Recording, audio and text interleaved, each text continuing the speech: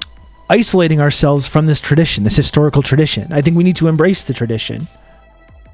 We should embrace the tradition, and if people are misinformed about these regimes, we should make it our job to trying to correct this like revisionist historical record and educate people about the reality of it, rather than accept this basic premise that we should be. It's too alienating for people because of their programming that we should move on from these things.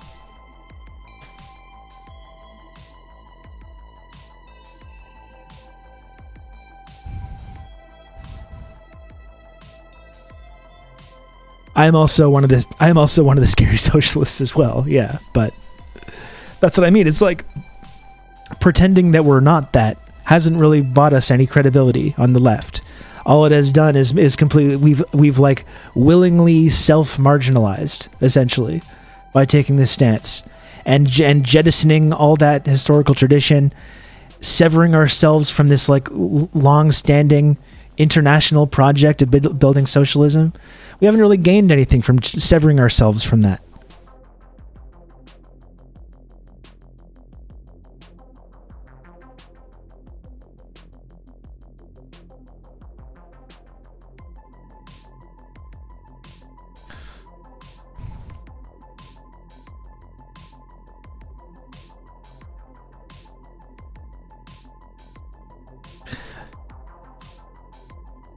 This is interesting, Sin Chow.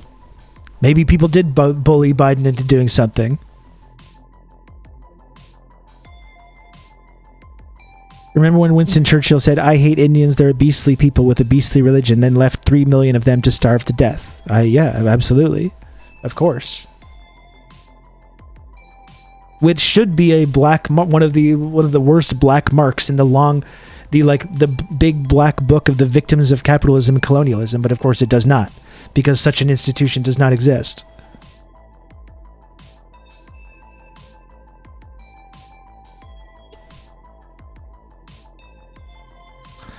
I hear that. I don't really know, to be honest. Was there a point in the USSR or China where the workers actually owned the means of production? Well, I think if your understanding of like socialism is, did the workers own the means of production or not, I think it ignores, I think, the material reality that these movements were all working with. And my understanding of what it is to be a socialist or to build socialism is engaging in a long-standing process of struggle. It's a long-standing process, and what we want to deliver eventually is the classless, stateless society where workers own the means of production. That's the end point. That's the end goal of all that struggle. But that only comes through decades of work of building this project. So all of these countries, even if they didn't get to like where they wanted to go, also did deliver huge material gains to working people who were being exploited significantly less afterwards than they were previously, and had access to education and housing and healthcare that they didn't previously.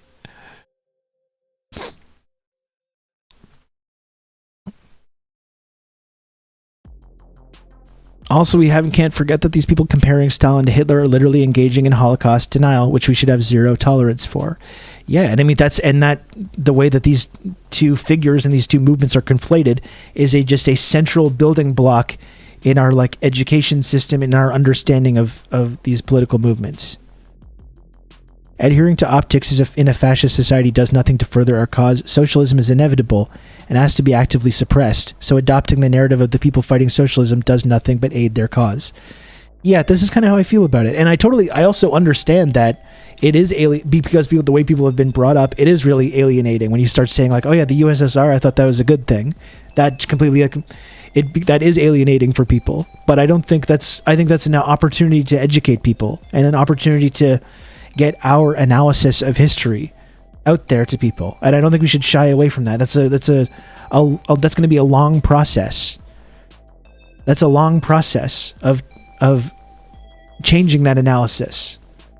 There's decades and decades of kind of propaganda that have been pumped into people's brains about this that it's hard to undo. But I think that's part of the goal of building socialism, is deprogramming people from that mindset. You know, I've had to deprogram myself from that mindset.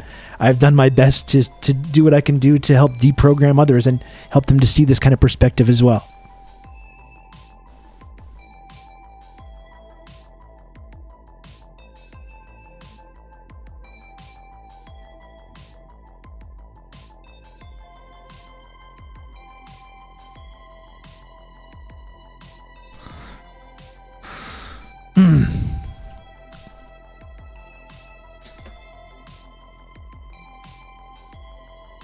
So it does look like the Biden administration has been bullied into doing something on protecting abortion rights.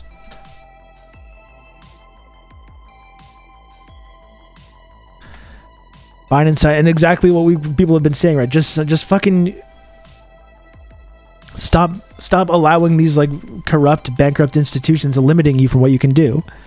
Do something via executive order. That's what Trump was doing. Biden signs executive order protecting nationwide access to abortion and contraception. U.S. President Joe Biden signed an executive order on Friday protecting access to abortion and contraception after the Supreme Court overturned the Roe v. Wade decision last month. The White House said the president will direct the Health and Human Services Department to take action to protect and expand access to medication abortion approved by the Food and Drug Administration and to ensure access to medical care, family planning services, and contraception. I would like to see how the details of that shake out. I don't want to just start clapping for the Biden administration now that they've said this. I would like to see how that actually materially manifests in terms of like getting this healthcare to people.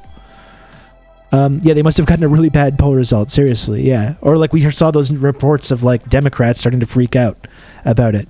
They're even fucking losing Deborah Messing. So I would like to see how this does, like, in reality, affect people's ability to get this healthcare. I know medication abortion too is like, that's something that can be really effective. Most abortions take place in the first trimester, and that medication abortion I think is almost not 100% effective in the first trimester, but like close to it.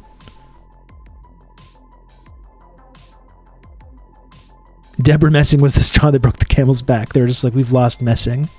This is a disaster.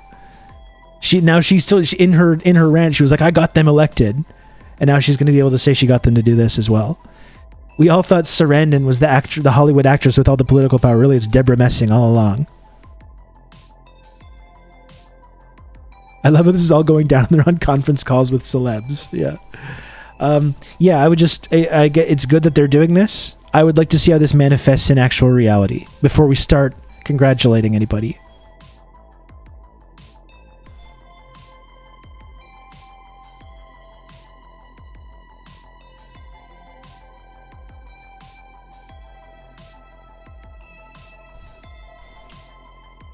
Oh, Jesus.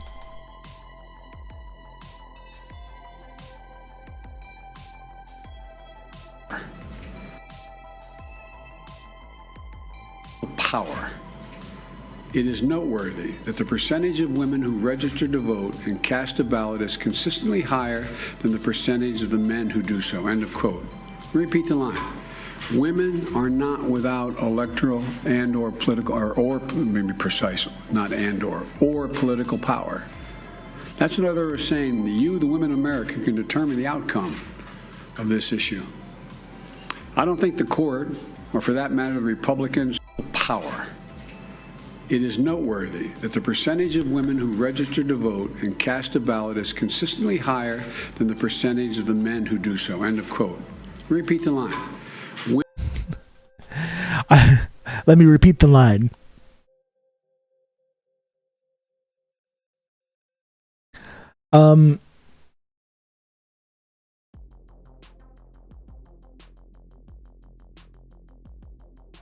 Socialism is an international program. We cannot win by being isolated, even on an international scale. Yeah, I agree with that.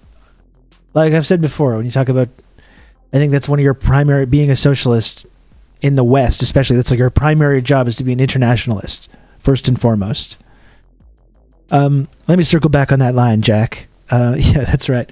You know what? I'm starting to believe the theory that the Biden administration is intentionally fucking with Kamala. I'm actually starting to believe that. Like, they send Kamala out to be like, do what? What do you want us to do? We can't do anything. All you can do is vote.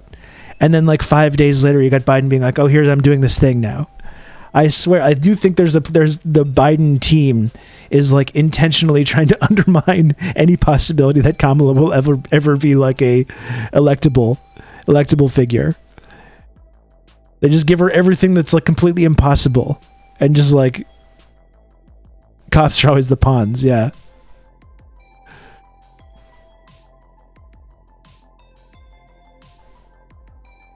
So I really think they are doing that. They've been fucking with her since day one, and that's what she's there for. It's like they still have not forgotten the busing. Biden hadn't forgotten the busing comments. He wanted to bring Kamala in because he hadn't forgotten that moment at the debate when she destroyed him at the debate and talked about how he was a racist segregationist, which was a 100% accurate statement. Biden has not forgot. He didn't want to reach across the aisle to make her VP. He's like, I'm going to make you VP. I'm going to absolutely destroy you by giving you every single completely impossible political assignment. And I'm just going to send you out to make you look stupid on a weekly basis.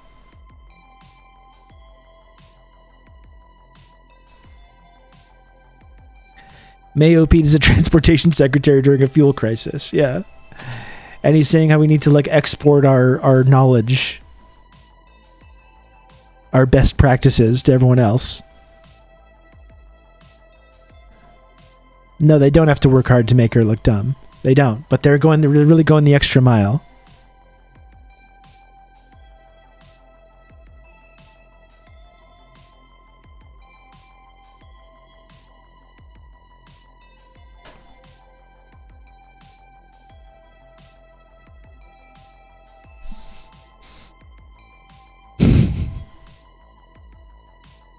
My goodness gracious, folks. Anyway, I would like to see, like, I think it's good that they're doing that. I would like to see how that manifests in reality. Whatever like, executive power they're using to increase people's access to abortion or to abortion medication or whatever. I would like to see how that actually manifests in reality before you start congratulating. Because we all know when it comes to Biden and the Biden administration, they want to get credit for saying they want to do stuff. They also said that they were going to drop the vaccine IPs so the people in the global south would be able to get more vaccines, which they said like a year and a half ago and got a bunch of nice headlines about it, and then just like it never did. Through all this.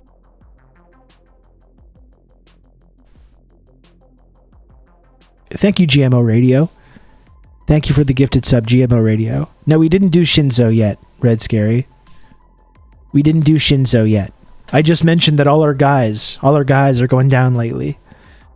The rules-based international order, all its faithful stewards are just going down right now, and you hate to see it.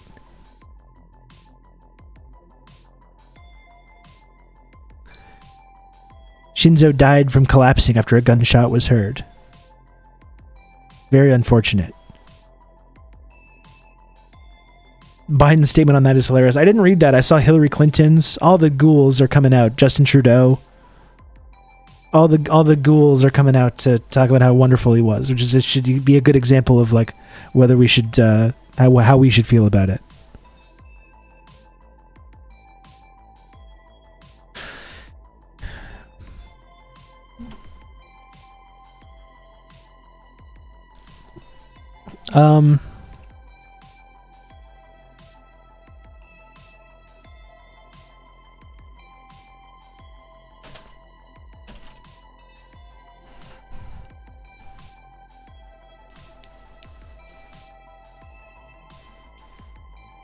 Reported that we've added 372,000 jobs last month. It's like a whole 20-minute press conference.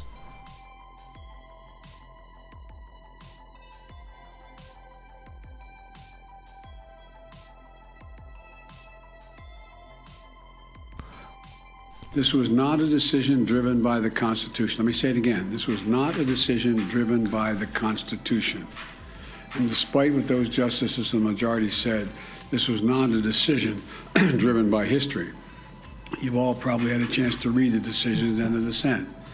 The majority rattles off laws from the 19th century to support the idea that Roe was a historic anomaly because states outlawed abortion in the 1880s toward the end. But that's Folks, wrong. The truth is, I'm just going to let this play for a moment. I'm not going to take I've got a weird schedule here. I'm going to I'll just let this play. Maybe Joe will explain exactly like how this executive order is going to actually get this healthcare to people that need it. We'll see. I'm just going to let this play for a moment. I still haven't eaten anything. I'm starving. I'm just going to go make a quick sandwich, not like a full break. I'm just going to let this play. Go grab something to eat, and I'll be right back.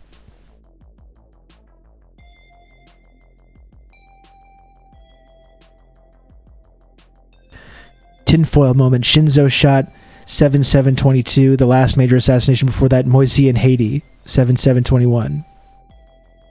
Kind of interesting. Look kind of interesting there. The question is, and we'll get to this later. We're going to talk about Shinzo in a bit. The question is, will Shinzo Abe be the Archduke Ferdinand of the upcoming global conflict that we all know we're headed towards? Who knows? Kamala is standing like one of those London guards with the tall furry hat. I'll be right back in a moment, okay? I'll be right back. Is today's Supreme Court majority that is playing fast and loose with the facts. Even 150 years ago, the common law and many state laws did not criminalize abortion early in pregnancy, which is very similar to the viability line drawn by Roe. But the Dobbs majority ignores that fact. And the Dobbs majority ignores that many laws are enacted to protect women at the time when they were dying from unsafe abortions. This is the horrific reality that Roe sought to end. The practice of medicine should not be frozen in the 19th century. So what happened?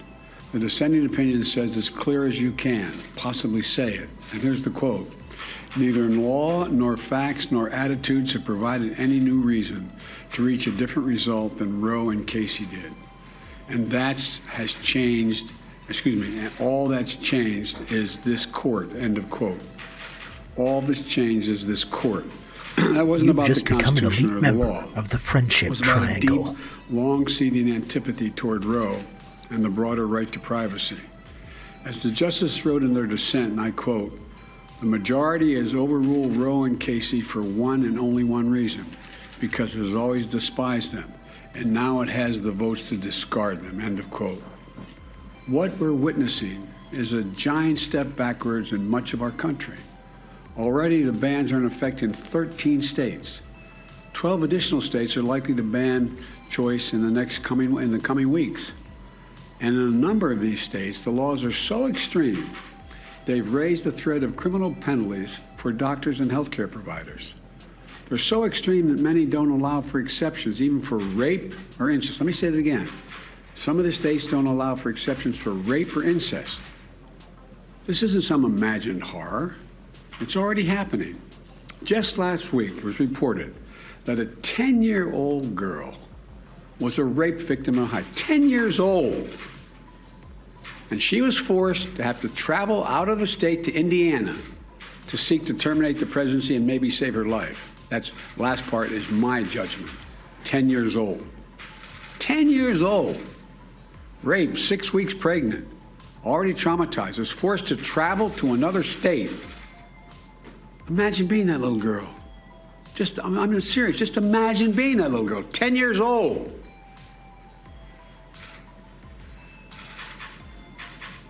Does anyone believe that it's Ohio's majority view that should not be able to be dealt with?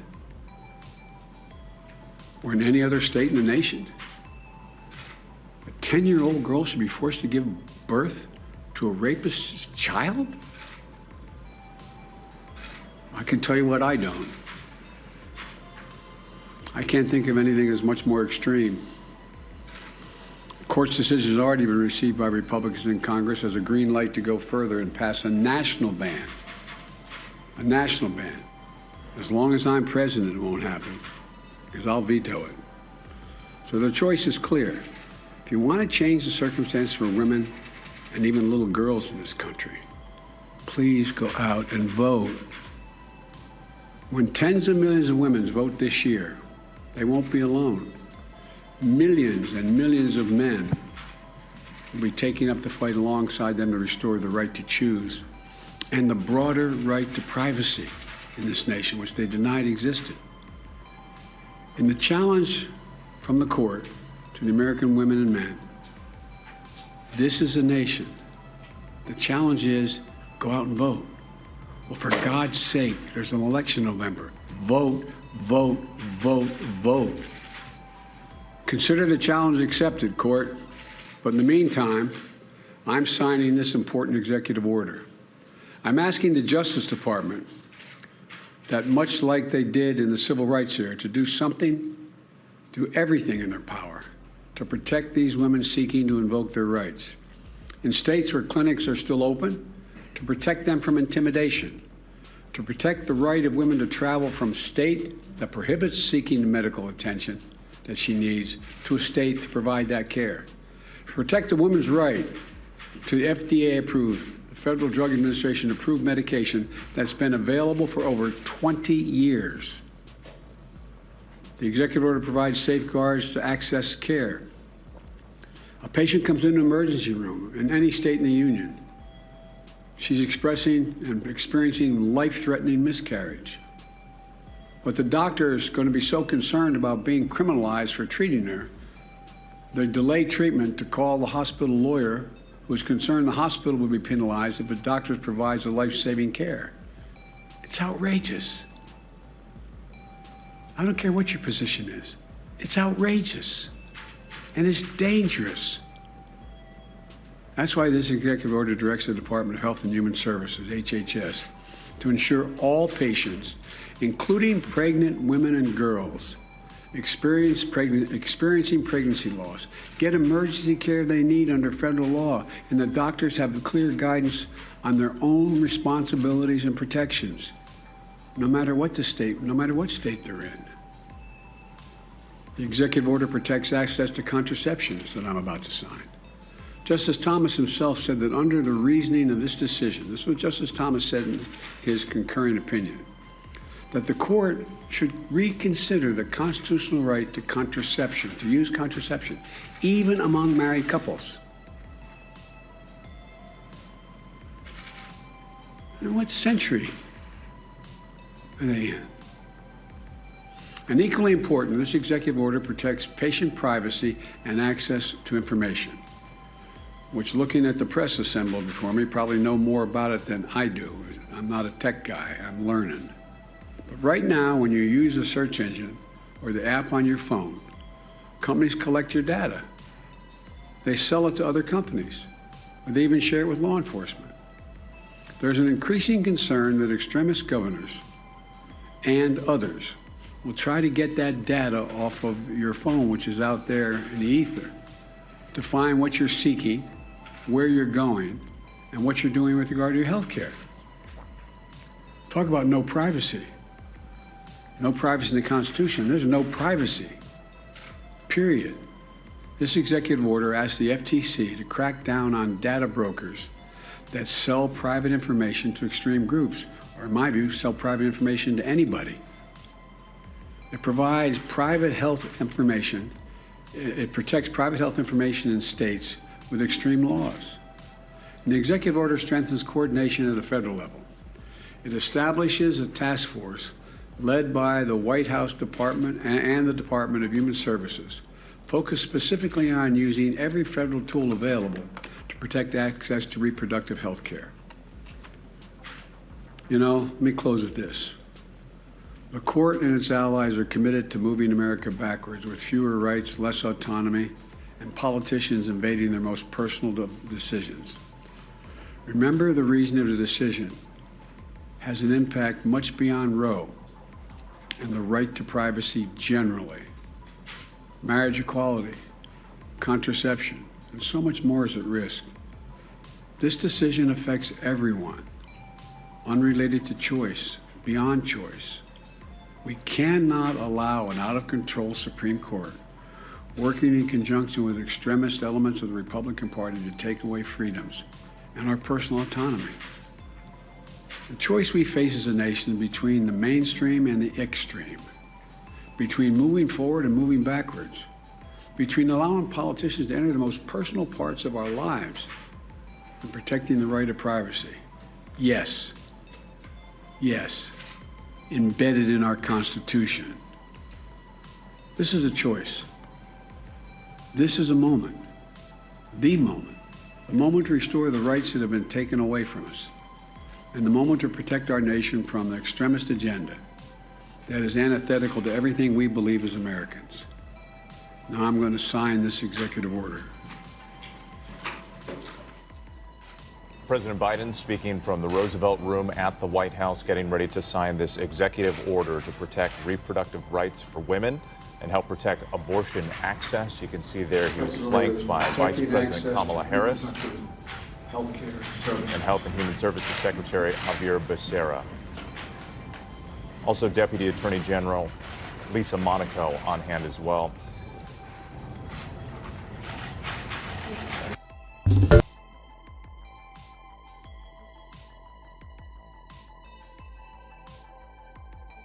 What do you think, chat?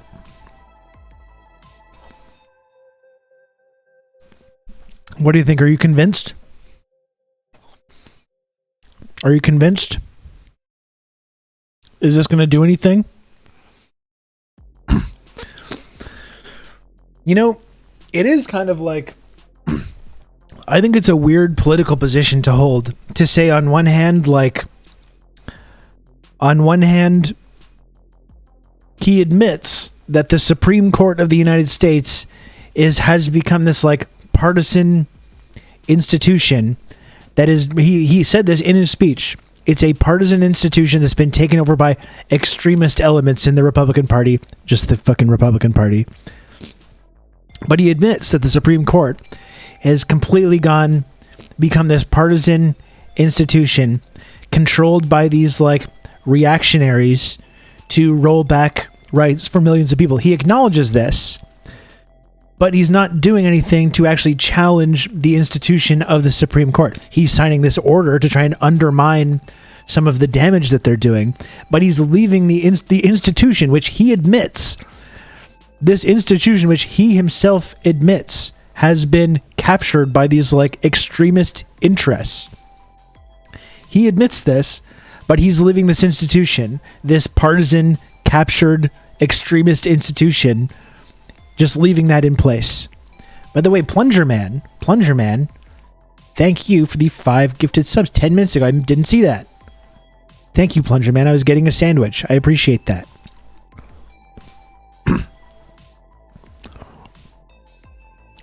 Was Kamala literally there just to hold the pen? That's right, just the pen handoff.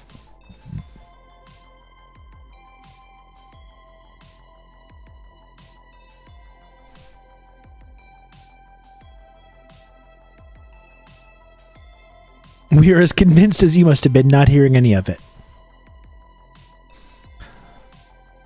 So basically, doctors can't be charged for performing life-saving procedures for that involves abortions, but that's it. Did I miss something?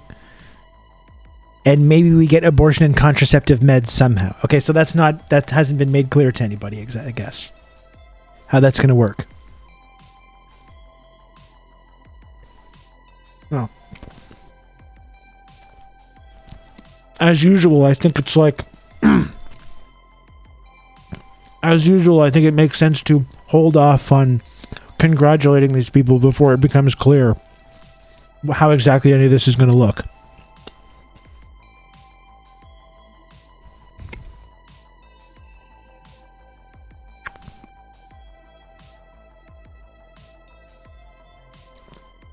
That, I think, is a really interesting example, though. That's a really interesting dynamic. That's a very insightful. It says a lot about the liberal mind. To acknowledge this institution, which people have pointed out, Biden helped build. Biden helped put a lot of these people on the Supreme Court in the first place, including Clarence Thomas.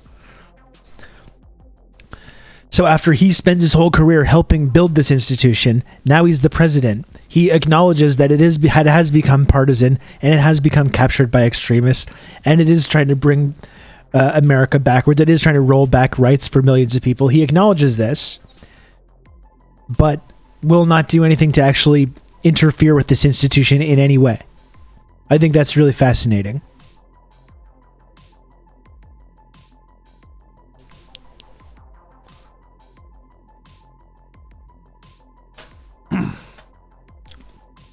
I think if this institution is so corrupt and obviously partisan and captured by these interests, perhaps you should just get rid of the whole thing. Perhaps you could just get rid of the whole thing. Could you abolish the Supreme Court with an executive order? That's the kind of thing DRP 50 that, like, I'm sure there's rules that says you can't, but I would like to see someone just try to do it. Why not? Like we've said before, power, I mean, it's not even a real thing. None of these institutions matter. None of these norms matter. Just be like, the Supreme Court has been captured. It's actively bringing the country backwards.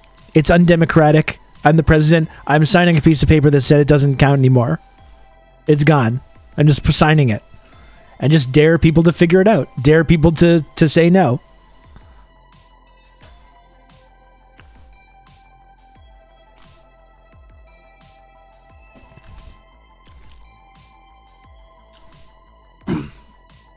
Joe's handlers need to pump him full of some peppier drugs before they prop him in front of the cameras. He needs those debate drugs.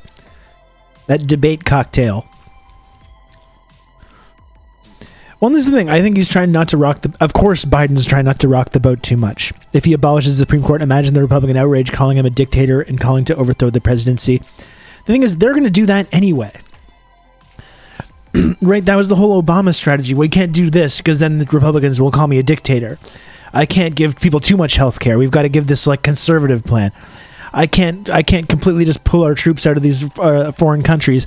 I've got to also be starting new wars and drone bombing them so they don't call me soft on terrorism. Lo and behold, they all said all that stuff anyway. They all still said that he was soft on terrorism. They all still said that he was a dictator. They're going to say this shit anyway. And when Republicans have power, they won't think twice about wielding power in that way anyways. You know, they don't care. I don't think anyone should be making decisions based on, like, what their opponents are going to say about them. You know?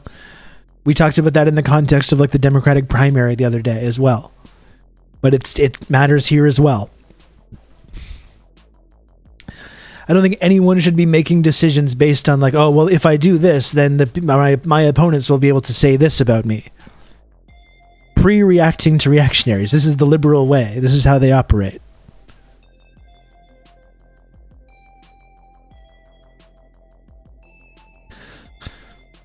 He's running low on adrenochrome, that's right, yeah.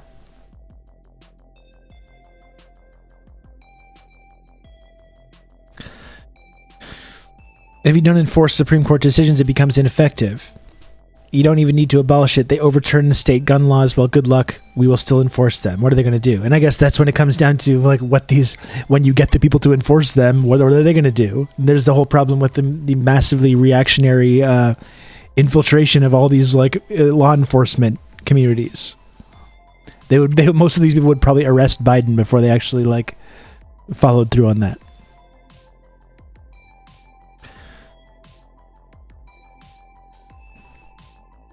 I missed it earlier. What does this executive action actually do? I'm assuming it's bad based on your tone. I missed most of this press conference, Yash, but I think that's what we're wondering. Like, it's not totally clear. I think it might make it legally... My understanding is that it's going to make it legally possible for doctors to, like, carry on with performing abortions, especially in these, like, life-saving circumstances. Somehow it's going to get access to, like, abortion medication, but it's not clear how that's going to work exactly.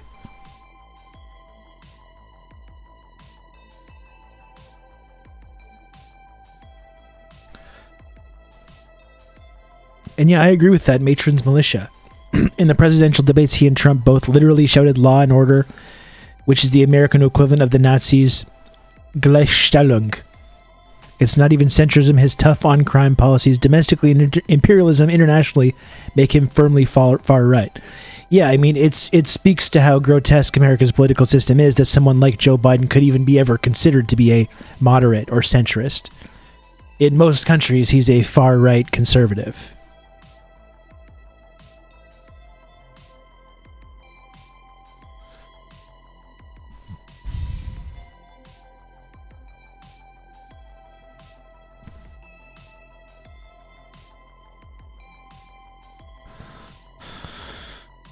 Better version of the lines cut from his speech.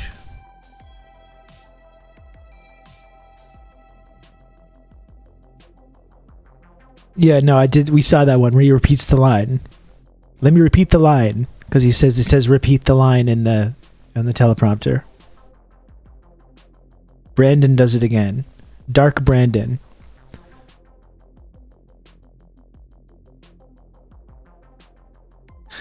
Has there ever been an instance in American history when someone jailed on state charges was exonerated and freed by the feds? I mean, I guess pardons technically count. Like if Florida jails a doctor because it's illegal to perform abortion there, what's Joe Biden going to do about that? It's a great question. It's a very good question. I do not have an answer for you.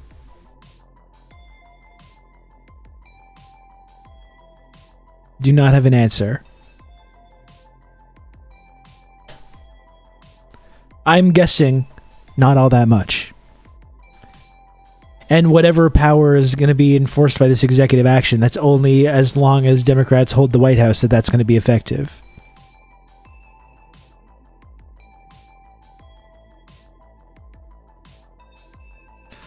That's why I think this EO is much ado about nothing. Well, that's exactly why, even if you can acknowledge that it's a step in the right direction, as with all of these things, like the news story. Remember a few weeks ago when they were like, Joe Biden's definitely going to cancel some student debt. Remember that news cycle, like 6 weeks ago or whatever? We just don't know if it's going to be like a lot or a little. And then he gets all the credibility for like, oh, he's canceling student debt, and so far has yet to do that. He'll probably do it before the election, but often these people want the credibility for saying they want to do something without actually doing the thing. So it's always, I think, better to be cautious in these moments before you start celebrating or congratulating them. Wait to see how it actually manifests in actual reality.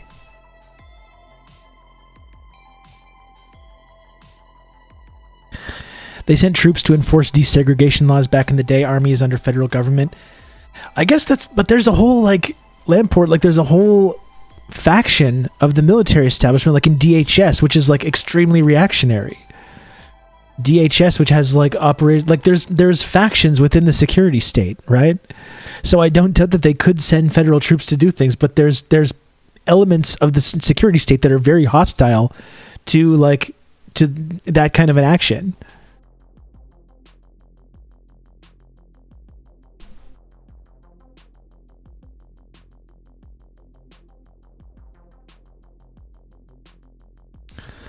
I thought they were talking about reinstituting payments to curb inflation. I would highly doubt, now that the economic crisis is getting worse, and now especially that they've kind of implicitly acknowledged that social spending is causing the inflation and causing the recession.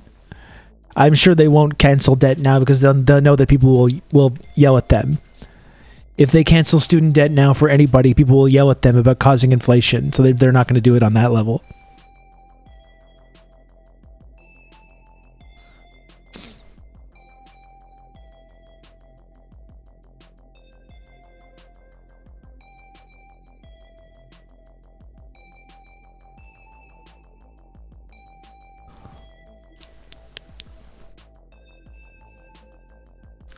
I forgot to say chin chin, by the way.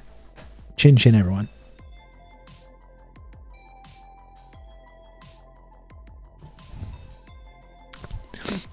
I hope Plunger Man was around to hear me say thank you for the gifted subs. That was very kind.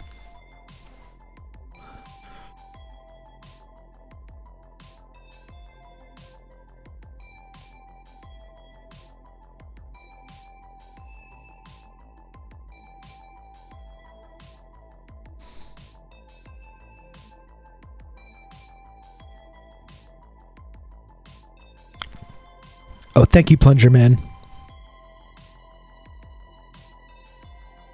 Very much appreciated, the 5 gifted subs.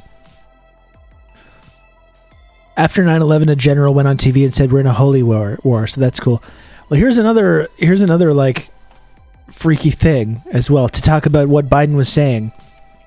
To talk about what Biden was saying about how this institution has been, like, captured, which I think is an accurate statement. I just think it's kind of messed up to be like, I'm the president of the United States. I acknowledge that the Supreme Court has been completely captured by these extremist interests. It is completely partisan. It is rolling back rights for millions of people, and acknowledging that while not really committing to do anything to fix that very serious crisis that you've just described. Yeah, Supreme Court, this story is like super disturbing. Supreme Court justices prayed with these right-wing evangelical activists, then cited them to overturn Roe v. Wade.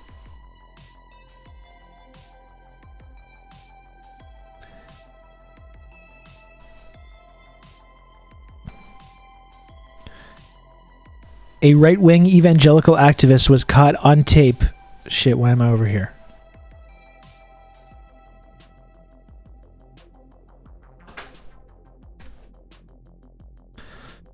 A right-wing evangelical activist was caught on tape bragging that she prayed with Supreme Court justices. The court's majority cited a legal brief that her group filed while overturning Roe v. Wade.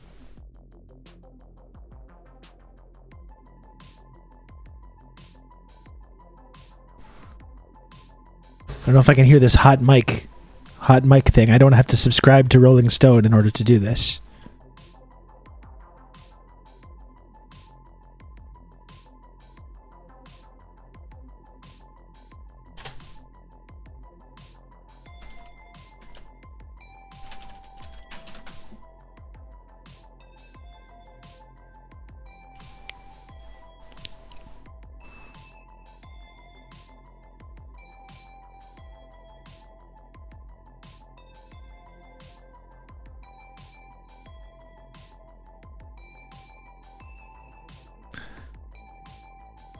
Apparently I have to, like, learn how to access this hot mic moment without subscribing to Rolling Stone magazine.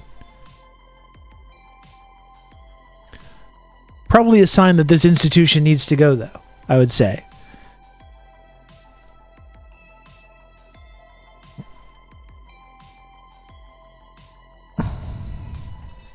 Right? The whole separation between church and state thing, my understanding, I'm not this, like, United States constitutional scholar or anything. My understanding is that the whole, like, separation of church and state is kind of supposed to be a big part of that, though. No?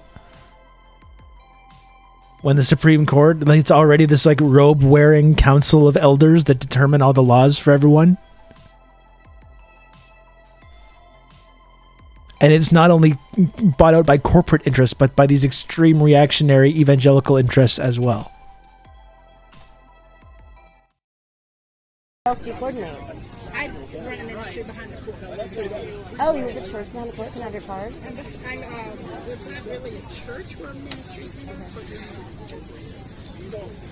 Wow, what does that mean? You pray with the justices? Yes, we're the only people that do that. Oh my gosh, where are you guys from? Here, I work right here on Capitol Hill. And you actually pray with the Supreme Court justices? I do. That's amazing. Credit card, it's somewhere in my... And the Supreme Court justices will pray with you? Like they're cool about it, or did they have to? No, they will pray with us. Those that like us to pray with them. Some of them don't. I might want to interview you. Would you ever do an interview?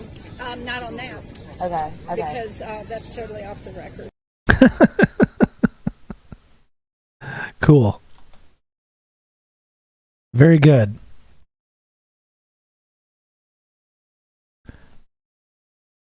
Very good stuff. This is an institution that definitely liberals should be working overtime to keep around. Do you know what I mean, though? That's the most liberal thing ever. Acknowledging this reality. And be like, I pledge to do absolutely nothing about this. Yes, our Supreme Court that determines laws for the entire country, for 300 million people. Yes, it's been captured by corporate interests. Yes, it's been captured by religious extremists. Yes, it's a nakedly partisan, corrupt institution. And am I going to do anything about this? Me, the President of the United States? No, I am not. No, I am not doing anything about that, actually.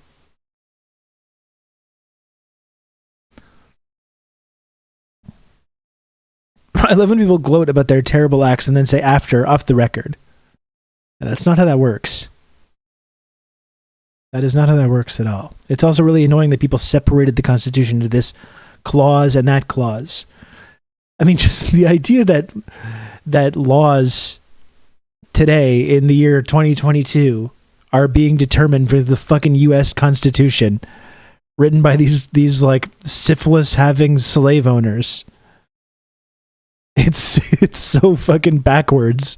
Just that in and of itself. As an Ohioan, nothing surprises me anymore. Yeah, I'm not surprised by that.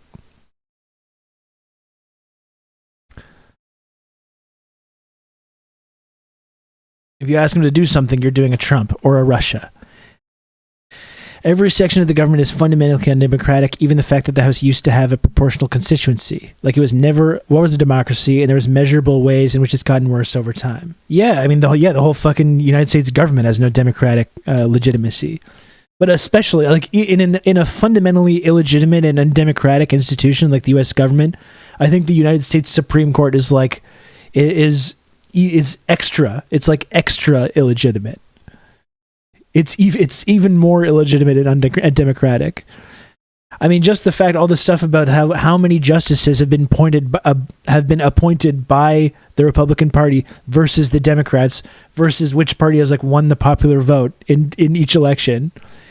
The difference between who is appointed who, and how, you know, just that the Senate plays such a large role in that, and the Senate is so undemocratic to begin with. It's just like, it's just this, yeah. The idea that any of this has any legitimacy or any democratic legitimacy whatsoever, just completely preposterous. All because they were weebs for ancient Roman politics, yeah. Pretty sad.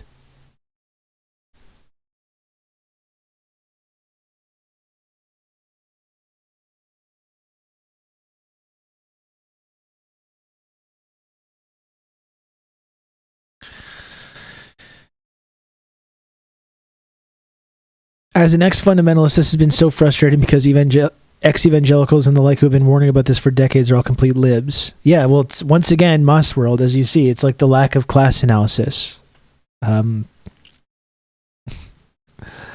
Funnels people that even might have the right ideas, funnels them into these like unhelpful directions.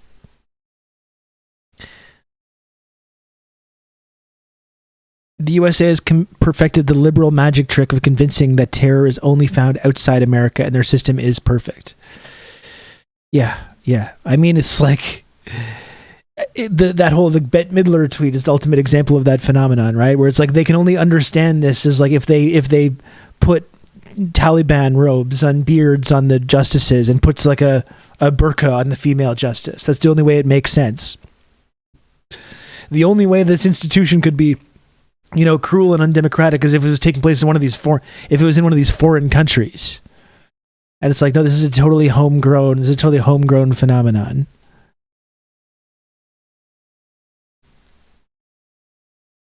The old Democratic Council of Ancient Wizards that make the law.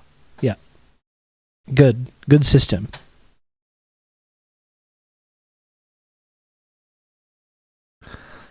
Presidential elections in the U.S. is extremely undemocratic too. Getting 51% of the votes gets you 100% of electoral votes in a state. The only slightly democratic federal institution is the House of Representatives. Yeah, for sure. It's preposterous. There's no democratic legitimacy to any of it, or the Canadian government as well.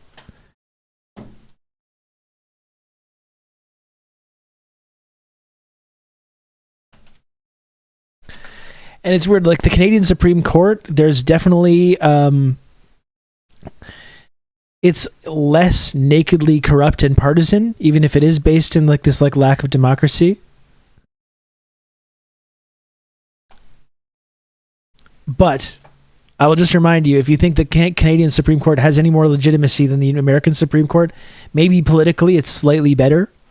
It's still in place to enforce like a settler colonialist status quo on people. So it's evil in and of its own right. maybe slightly less nakedly partisan and corrupt as an institution. But also, if you're not familiar, this is what the Canadian Supreme Court justices look like. If you've never seen this.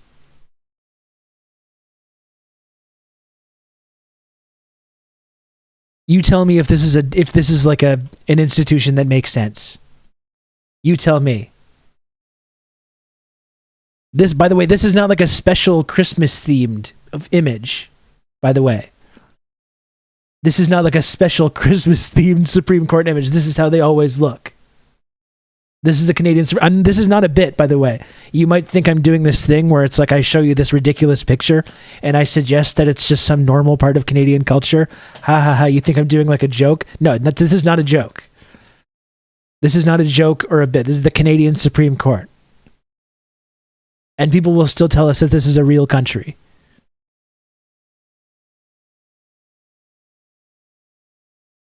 The court is in the North Pole.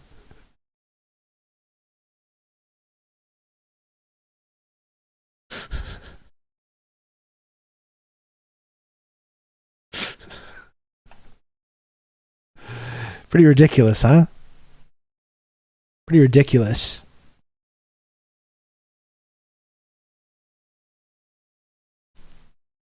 Ridiculous country. Slightly more democratic legitimacy, slightly less nakedly partisan and corrupt. But they literally dress like fucking Santa Claus, though.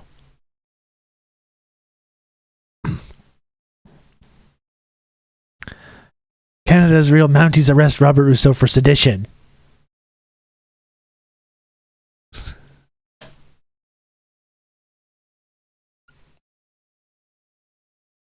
Yeah, it's what happens when you use the UK as a model. Big fundamental mistake right in the foundation. I want to have the Canadian Supreme Court over for this winter for caroling. Because of some mulled wine. Drink some nice mulled wine with the Canadian Supreme Court members.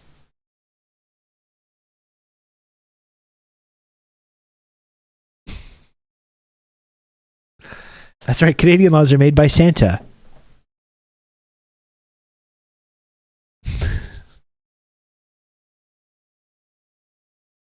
Canadian laws are determined by Santa. That is right.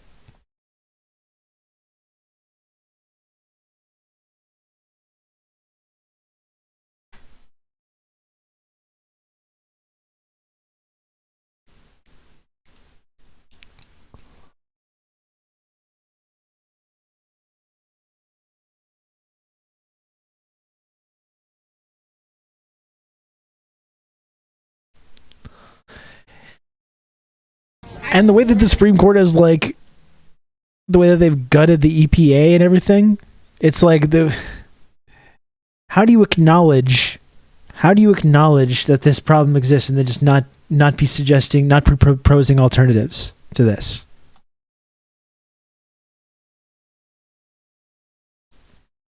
Like, it's fucking amazing.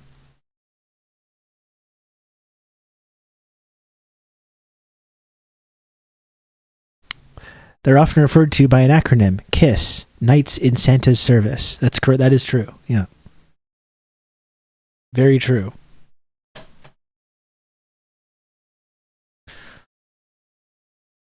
I'll take a brief interlude and we'll talk about Shinzo.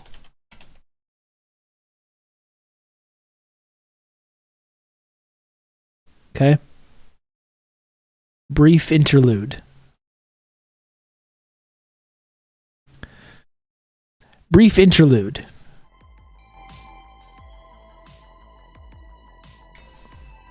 How does that sound?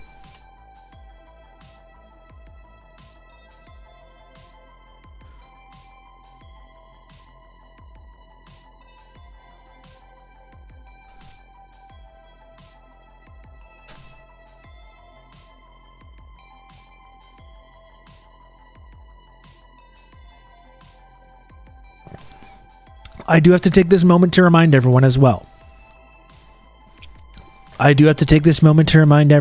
That if you do enjoy this content, if you enjoy TRRS, the show, or the community, The only way that this show is able to stay on the air is through the extremely kind and generous viewers of this program. So if you support the content, if you enjoy the show, if you enjoy the community, please subscribe to the channel. Get the emotes. You can use your Amazon Prime sub to convert to a free Prime subscription on Twitch every single month, 100% free of charge. You can also gift subscriptions, which makes you an elite member of the community. We don't even need to get into the details of that. Get the emotes. Get the emotes, the very best emotes on this entire platform. Right? This is how this show survives, is through the endless generosity of this community. So I have to remind everyone, You've just become an elite member of the Friendship Triangle.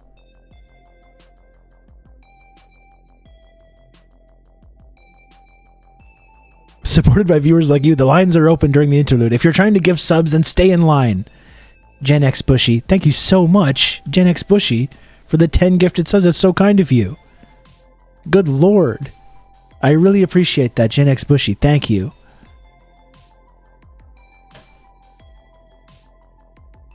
Outrageous. So if anyone else does want to subscribe to the channel, in fact, I better play the sound alert. Eventually one day I will automate this process. But today is not that day. Today is not that day. Wow. Okay, Rob. Seriously, wow. You can count on me. You're going to have good old Rob to talk you through all this. TRRS Sankara TRRS Friendship Triangle. Wow. Okay, Rob. Seriously, wow. Thank you, DRP, for the 13 months resub at tier 2. Thank you, DRP. Very much appreciated. Thank you. I love the concept of the friendship triangle. So do I, Dr. Yazman. So do I. The friendship triangle system has been life-changing for me, and I do believe that it's been life-changing for you, the viewers, as well. It's been a process of mutual benefit, mutual uplifting. Okay? It's a beautiful thing. It is truly a beautiful thing, isn't it?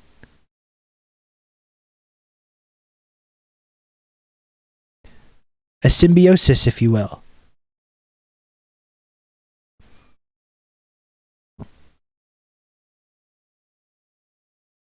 This is a great Momo pick, isn't it, Comrade Social Distancing?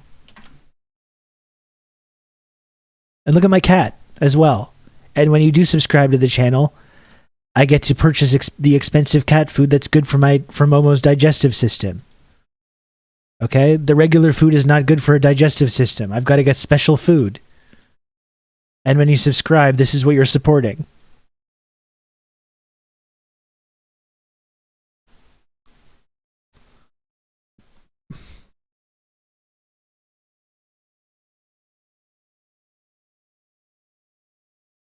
Momo looking out for any feds, that's right.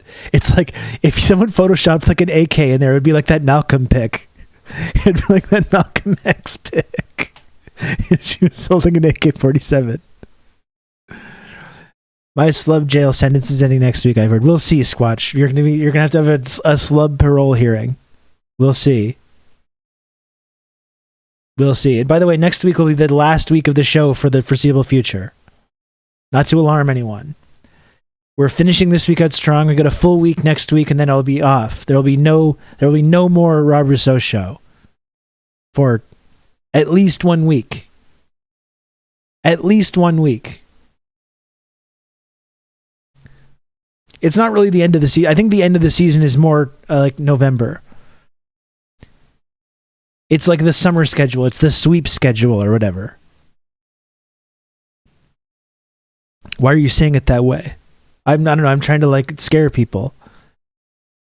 It's like the All-Star break, sure. And then there'll be a reduced, following the break, there will be a reduced schedule. A reduced schedule for a couple weeks after. Yeah, that's right. I'm trying to scare people so they know that this thing is not a guarantee. It's not a guarantee that this content is going to be on Twitch all the time. It can be taken away just like that. You deserve it. I hope you have a lovely time. Thank you, Dave. I am looking forward to taking some time off. Honestly, I've been going pretty hard with this stuff. I started doing the stream full time right at the new year. So since January, basically. Since January, I've been doing this full time, which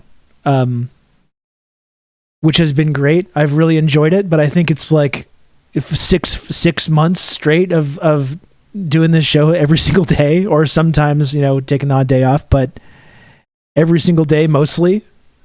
I am looking forward to taking a little break. I'm looking forward to having a little, just like getting my brain out of like stream mode. We need to vote harder. That's right. Sometimes you do have to leave the basement. It's true, Squatch. Like I'm looking, I can see there's a window up here. Up here, there's a window. I can barely see out the corner. I can see some beautiful leaves and sunlight. What's the temperature today? Nice 25-degree day today. I can just see it out of the corner of the window. It's a beautiful day outside, and I'm here. And I wouldn't have it any other way. But I'm right here in my dark basement with all the lights turned off. The show will likely resume a consistent schedule around August 1st. It's good to take a break because we have a nasty election season coming up. Yeah, we're all going to need the mental break from this before we get back into the fucking horror show. Yeah, and then season 3 of the show will start in November. Have you ever done an IRL stream? No, I haven't. No. I would like to maybe do that sometime. It seems like it's harder to interact with the chat and everything, though. And I do need to get a Lodena boom? Right? I'm not going to use the dreaded selfie stick description for what I need to do this. IRL stream in Pyongyang. That's the deal. That's the dream. A jib or boom. Yes. That's the dream, is an IRL stream in Pyongyang or Cuba. How long is your holiday? 17 weeks. Freaking Canada. Well, that's the thing. It's my holiday is 1 week, right? My partner, her holiday is like 5 weeks because she has like an actual job. She has like an actual job, you see, that has benefits and stuff, including like fairly significant vacation. She's got like 6 weeks of vacation time. So there's a lot of holiday stuff going on over the next 6 weeks. But I have 1 week I'm taking off, and then I'm going to be those other 4 weeks kind of doing a reduced schedule and kind of going back and forth and doing other stuff. Do you have family in Quebec? Honestly, not much anymore. I got a bit of family in Quebec, but I used to have extensive family in Quebec, and slowly but surely I've ended up to being like basically the last person here.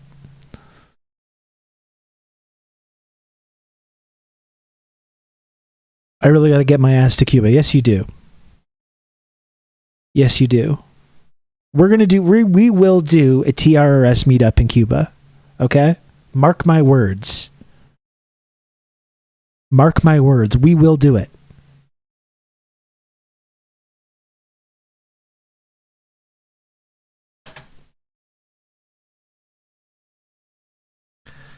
I'm planning to meet my friend in Havana for a rum and cigar on the beach hopefully this year. That sounds lovely. That sounds absolutely lovely. I've been to Cuba many times, but I've never been to Havana, so I would really like to eventually go. And I got to brush up on my Espanol as well.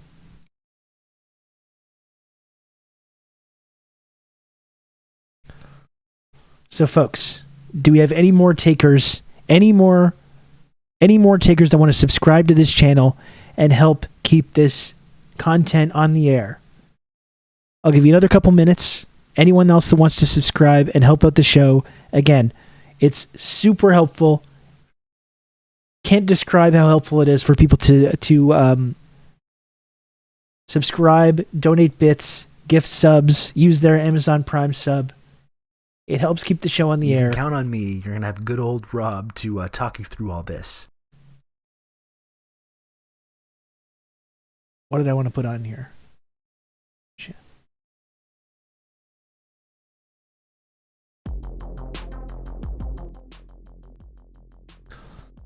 Thank you, Mustache Imperial, for another gifted sub. That's so kind of you. I really appreciate all the generosity. Yeah, I've been to Guantanamo many times. That's it. That's where my training was.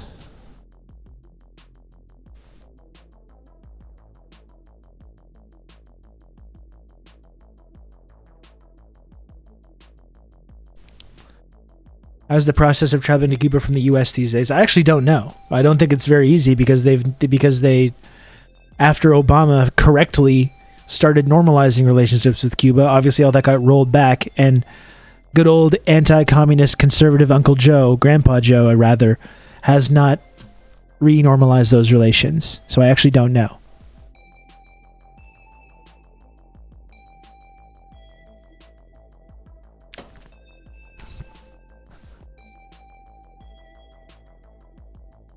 Is the Bay of Pigs a place people can visit?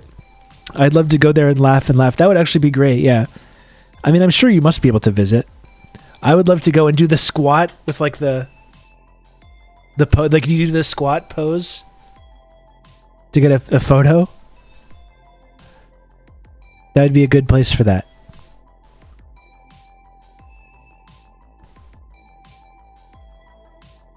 That would be a good place to have a nice stogie as well.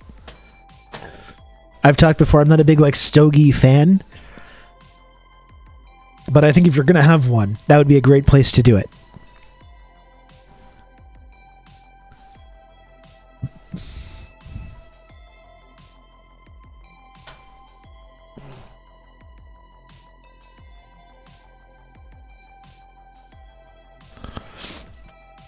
That would be a wonderful place to do it.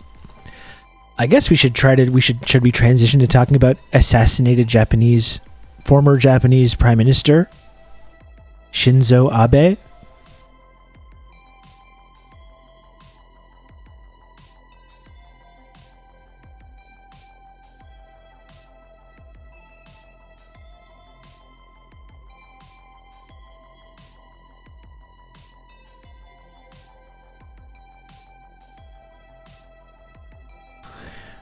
That or JFK stuff. I'm gonna do a whole JFK ep next week. I got an interview lined up. We'll do for next week. Lodane. AP reports former PM Shinzo Abe is meeting with former President Ronald Reagan today.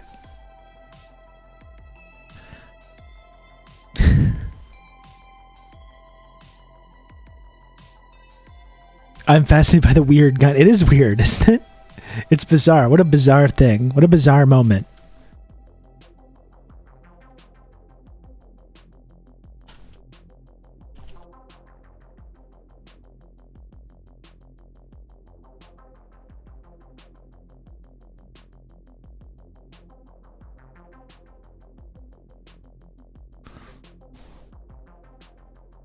They recovered a 9-barrel homemade shotgun from the guy's home. 9. I think that gun would technically qualify as a blunderbuss, right? Wouldn't it? Shinzo Abe has got to be the first like major political figure to be assassinated via blunderbuss in many years, many decades. Did you take your break? Yeah, I took it already. We're in 2022 and people are still being assassinated with blunderbusses.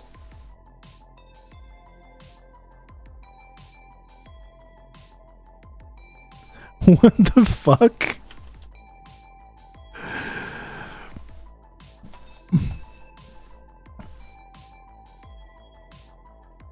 This is wild. The assassin had a 9-barrel shotgun in his home and took the double. Oh my goodness. What is this guy? Some kind of like time traveling assassin or something? What is this? I gotta say, if you've got an opportunity to assassinate a political figure with a homemade 9-barreled super shotgun, I think you gotta do it regardless of the risk. Regardless of the risk. Imagine if you had pulled it off with this bad boy. Oh my goodness. Go big or go home. This is what I'm saying. That's an outrageous gun. It is a BFG, yeah. The 9-barrel sticks a little bit. He went with old reliable. It's crazy to watch the footage too, because like there's been more close-up footage that's dropped of the assassination. And you can see the one shot, it leaves like there's so much smoke that comes out of this thing. And he misses the one shot, and before everyone like realizes what's going on, he gets him with the other one. Just as they're being like, I think someone might be shooting. And he's down. Tango down.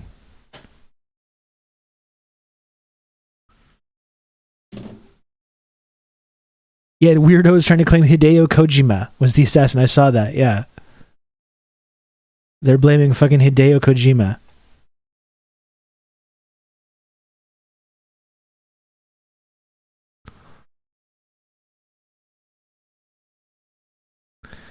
The fact that this is a picture associated with an international news story says everything about the reality we now inhabit. It really does, doesn't it? I was getting some historic vibes as well, seeing the images of like the assassin being detained or whatever. I don't know if any of this is going to mean anything. I guess when I saw the picture of the assassin being detained, I was kind of like, oh, this does seem like a picture that I might be looking at in history books as part of the larger context of other things that happened. This is some guy, Rob right? Russo, some leftist based in Canada. Oh my goodness gracious. I was turned on to this sick individual, and I found this. Oh my goodness gracious. Sam Seder, what a fucking nightmare.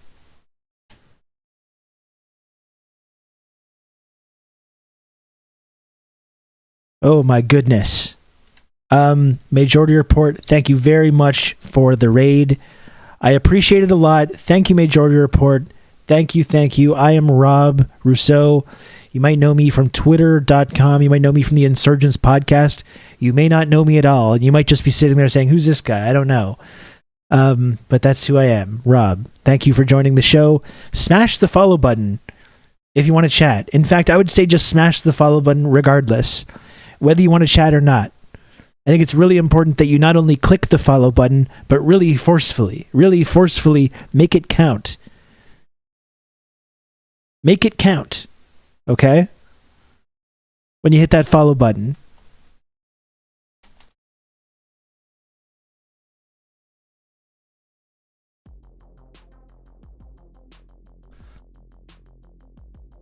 We are just first of all, how was the show today? How was Majority Report today? I hope it was good. Let me know how the stream went. We're just talking about this Shinzo Abe assassination. We just kind of started talking about this. And we're talking about we were looking at this like crazy weapon that was used. This is like an up close version of the gun that was used. This like homemade, some kind of like homemade sawed off. Crazy, like what is this? Oh my goodness. People thought it was 3D printed, but it seems like, from the looks of it, a 2 lead pipe duct taped to some kind of wooden stock using a battery as ignition. Some kind of crazy homemade gun that this guy had. This is wild stuff.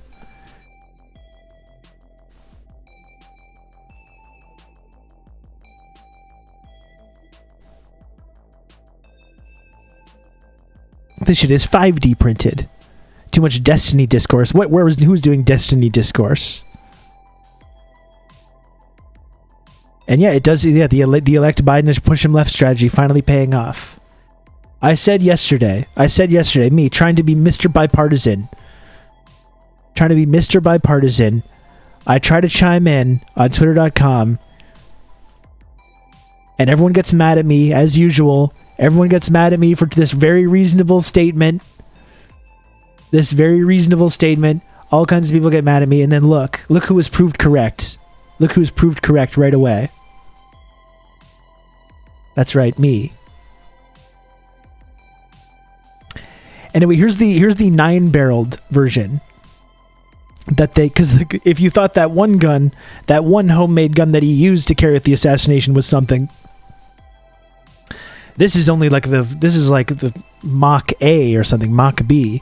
The gun they got from his house, this is like Mach 12, the 9-barreled shotgun, a homemade 9-barreled shotgun.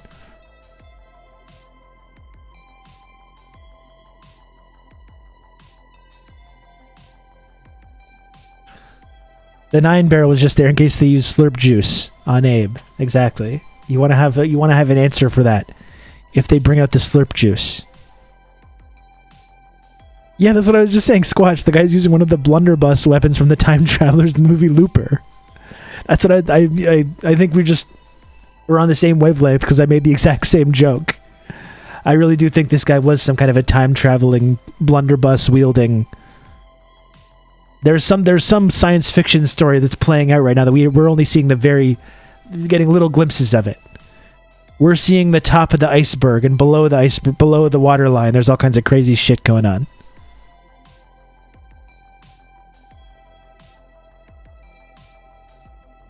I guess playing Doom really does radicalize people. That is a BFG 9000. But I also think it's worth talking a little bit about who this guy Shinzo Abe was. Because I think Abe is kind of like, he's a piece to a larger puzzle about our geopolitical reality that we've been kind of trying to unravel. Or unravel a puzzle. We've been trying to put together the puzzle while we've been doing this show. And when you look into Shinzo Abe's career, you see it's nepotism. It is... Ultimately, he is the beneficiary of this Western strategy following World War II of putting known fascists back in charge, which the West was over. This is something that the West oversaw both in West Germany and in Japan and Korea, frankly, because after the Japanese lost the war, not only were fascists put back in charge in Japan, they were put back in charge in Korea, where there had been a guerrilla war for independence led by Kim Il-sung against the Japanese imperialists during World War II.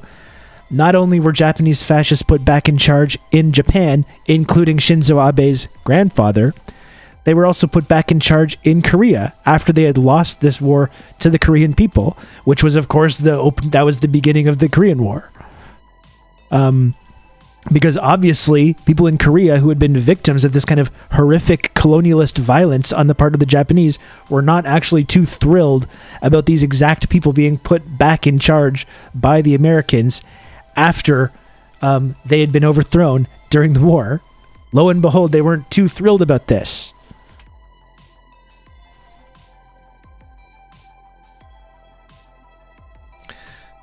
So Abe is kind of a part of that story, right? Because it was Abe's grandfather that was one of the beneficiaries of this kind of process of putting fascism back in charge in Japan.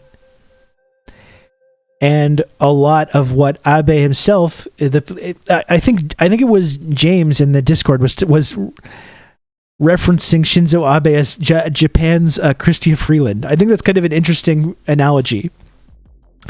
Because you see in Abe's career, you see him carrying on that legacy of that fascist legacy of his grandfather, being a faithful servant of Western imperialism in the region, engaging in like a whitewashing of Japanese criminality throughout the war in both China and Korea. You know, this is part of his like right-wing nationalist identity. It was in fact community member and flawless accents enjoyer James Edward Smith. Thank you, James. So is it in poor taste to cheer? No, it's not. It is not in poor taste to cheer at all. That's my point. which is that not only was Abe's grandfather a fascist who was put in power by the West after World War II, after the Japanese lost World War II, and Abe has spent his career kind of like carrying on that his grandfather's generation's political project and whitewashing the crimes of his grandfather's generation. I think that's the Chrystia Freeland analogy, right? It's not just carrying on their family business basically, but it's about actively engaging in this process of revisionism and whitewashing of the crimes of not only their grandfathers, but their generation and their compatriots. You got that blunder bussy.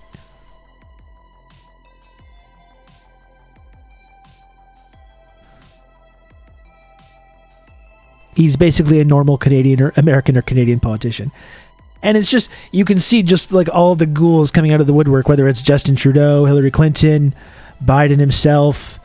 Everyone is coming out and being like, what a terrible tragedy this is. But it just goes to show like exactly what role Japan was playing and what role Abe was playing himself in propping up this rules-based international order and creating a foothold for Western imperialism in Asia, and allowing his own country to be used as a staging ground by Western imperialism, Western military powers, to encircle and threaten China, a country, again, where the Japanese committed horrific crimes in the past.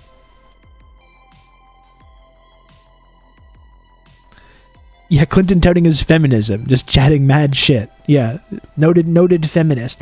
And as always, we got to notice the way that that kind of woke identity politics is weaponized by the liberal establishment, by people like Hillary Clinton, in order to perpetuate extremely reactionary political projects.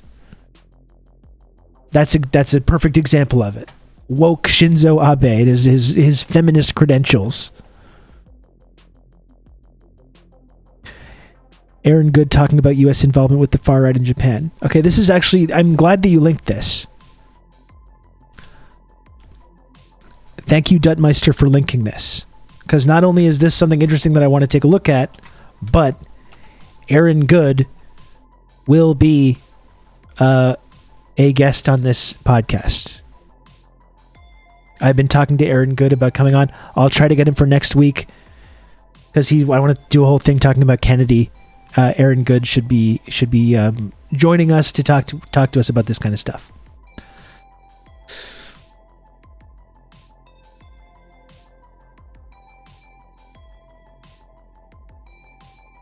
Hey, Japan, change your foundational document to let my homies put nukes on your cute little island. Yeah.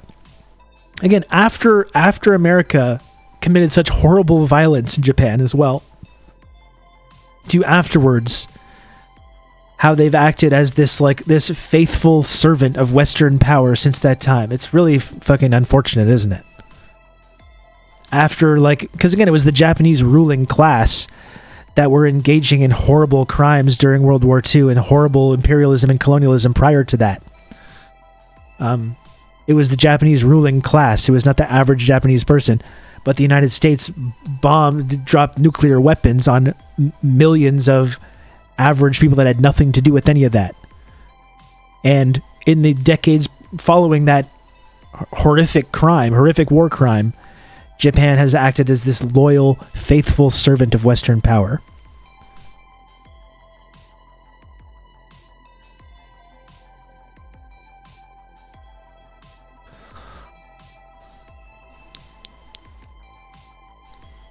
Hello, Omega Shendron Dragon. Hello.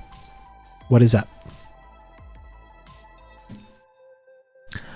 So let's read this here. Abe's political party, a paragraph from American Exception, discusses its establishment by Yakuza fascist war criminals rescued by the CIA to help reestablish the anti-Comintern under U.S. auspices after World War II.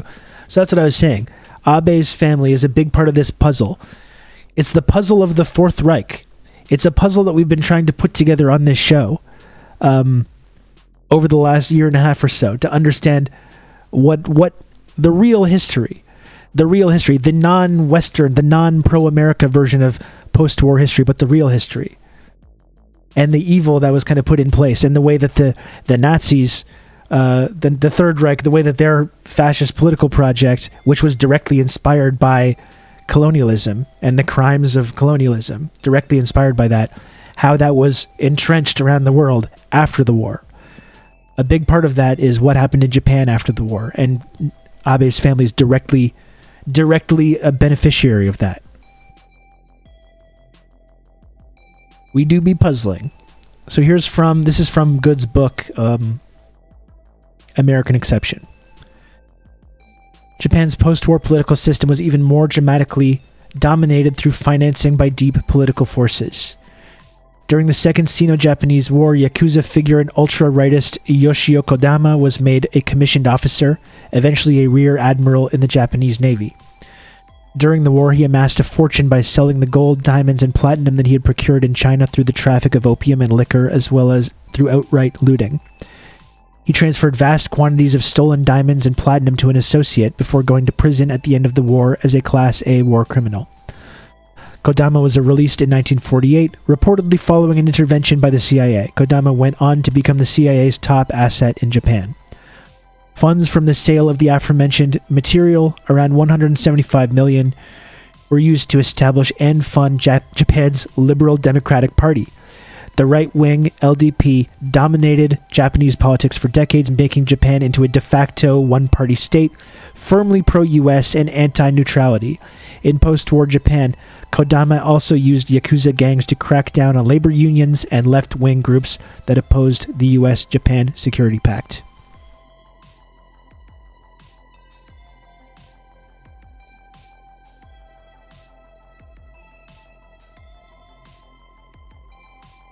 Very interesting stuff.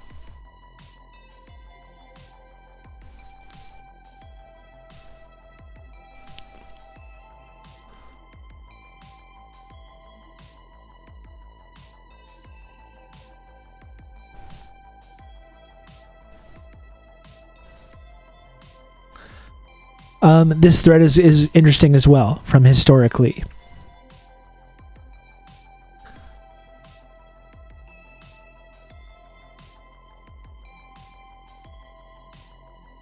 This is from the Nazi. This is the most important part of the CIA disclosure. I've highlighted it in yellow. From the Nazi War Crimes Disclosure Act. Talking about Nobusuke Kishi, member House of Representatives, President, America-Japan Society.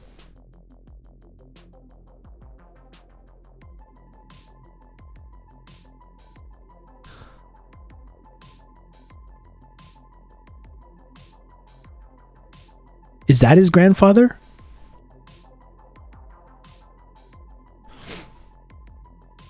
Nobusuke Kishi, Prime Minister from 57 to 60, is still influential as a member of the House of Representatives. He was an advisor to his younger brother, Eisaku Sato, during the latter's 8-year term as Prime Minister. After the setback of the ruling Liberal Democratic Party in the July 74 Upper House election, Kishi urged the early replacement of Prime Minister Kakue Tanaka by former Finance Minister Takeo Fukada in an effort to improve the party fortunes.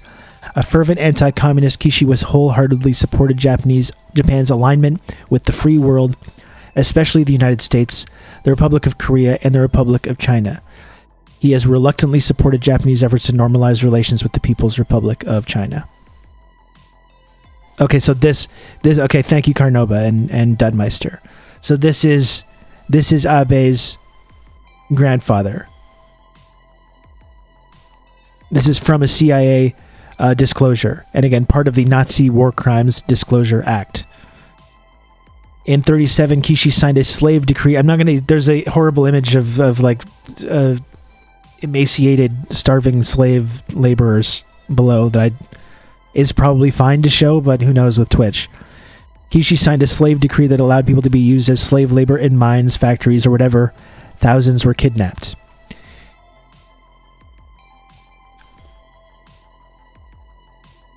And this is how Abe's political career started, is because he is one of these one of these fail sons. Like he's entirely, that's the whole roots of his political theory, the roots of his conservatism.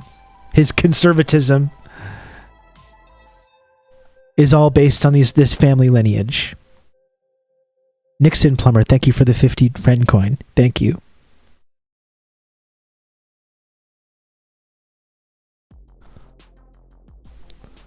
Only after his father died, Abe was able to inherit the seat because he was such a fail son. So you see 91, Shintaro Abe, Japanese politician and ex-cabinet aide, dies at 67. In 91, and Abe was able to basically get his seat, his father's seat. Here you have Abe with Mike Huckabee and this Yakuza guy, Ishu Nagamoto. So links to organized crime. Abe denied he had ties to any organized crime. The same day that this tabloid published a photo of the politician standing next to a known associate of Japan's largest criminal organization. So you see the way that the CIA was intimately involved with returning to power in post-war Japan, working with the Yakuza, working with these organized crime in Japan in order to ensure that this takes root. Empowering these types as high-powered CIA assets, and then continuing that relationship, as the decades progress. After 2 terms in Congress, he shoots up to cabinet secretary, and by 2006, he's already PM. So yeah, it does seem like he was pretty much just groomed to be put in that position, from birth, essentially.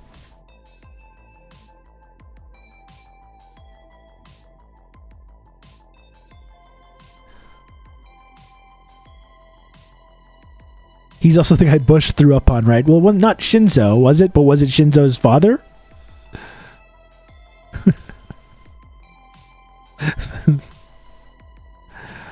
It's a classic scene. Should we just take a moment to look at that?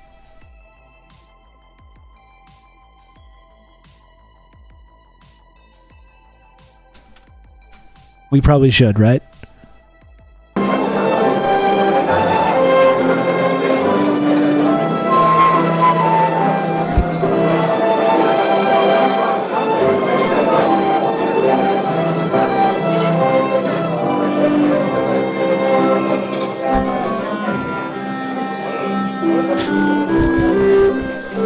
Scrumming. This man ate too many edibles. They slipped H.W. some edibles there. Very, very tricky. It's hard to know whether those are, how effective those are.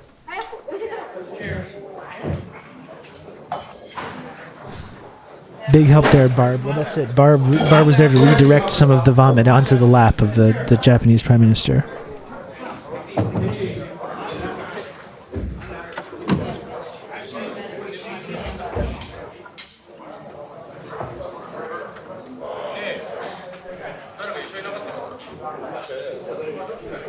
You really see there's a...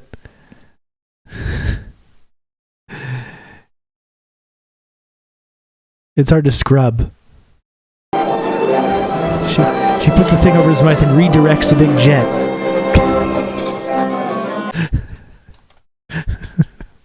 Classic case of Havana syndrome. That's it. How long has this shit been going on?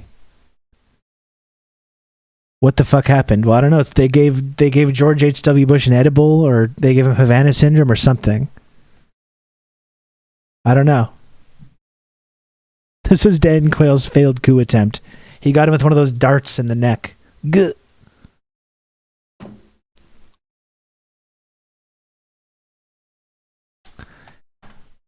Anyway.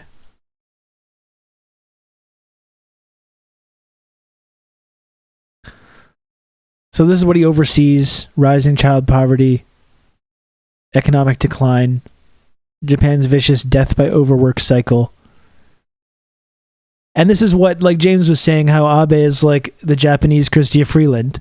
Like I was saying, it's not just about whitewashing his own personal grandfather and what the violence that he was responsible for, but that whole generation. I think that's why that's an interesting analogy. Shinzo Abe reflects grandfather's strength. Remember, we see a lot of the same stuff with Freeland. So not only are you carrying on your grandfather's legacy, but you're also whitewashing the crimes of fascism that he and his generation committed. Japan and NATO towards further collaboration. Just a lifelong, again, a loyal, faithful servant of the rules-based international order.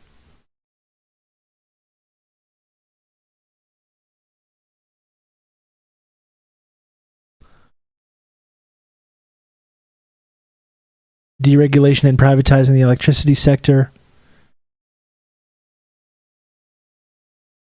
Privatization of postal services. Right. Like a loyal servant of this kind of exact economic model, the neoliberal economic model that was put in place in the 80s. And Abe and others faithfully helped ensure Japan would follow along all these kind of economic models of privatization and austerity. It's interesting to talk about Japan, right? Because a lot in the same way that there's panic now about China overcoming the United States as the largest global economy, there's a really interesting phenomenon where in the late 80s and early 90s, that panic was all about Japan. And like there was this panic among American or Canadian or Western capitalists that Japan was going to overtake them as the largest economy. Very similarly to how like China has ultimately risen into that role by kind of becoming this big manufacturing hub. And it's very interesting that there was a time in the 80s when a lot of people thought that Japan was going to be in that role. I've been watching the stream and I just learned Chrystia Freeland is your deputy prime minister and finance minister. Oh boy, Sin Chow. You're paying better attention over here, Sin Chow. Come on. I remembered that I thought we'd be speaking Japanese by now. Yeah, there's a huge trend in like, if you go back to like films that were being made in the late 80s and early 90s and books, it was a huge trend. In Die Hard, that's a big part of Die Hard, right? Nakatomi Plaza, and the guy, what does Joe Takagi says in the movies, like, we tried to get you with Pearl Harbor, but we ended up getting you with tape decks or whatever. It's kind of the same thing. There was like Rising Sun was another one example like this. Like there was a number of different examples of this, of like media that was coming out around that time that engaged in this kind of fear mongering about Japan.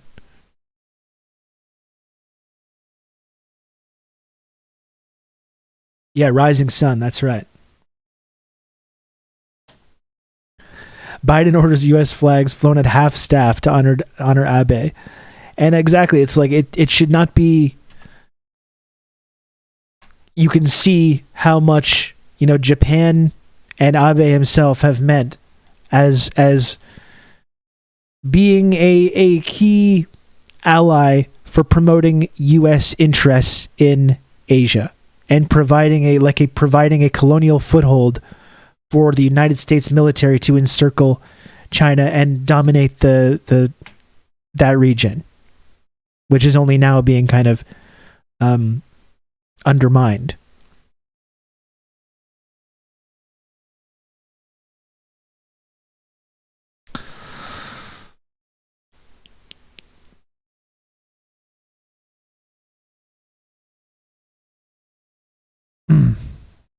Also, Back to the Future. In the future, they had a really noisy Japanese boss. Yeah, exactly. Like it was all over the place, all over pop culture in the late 80s and early 90s.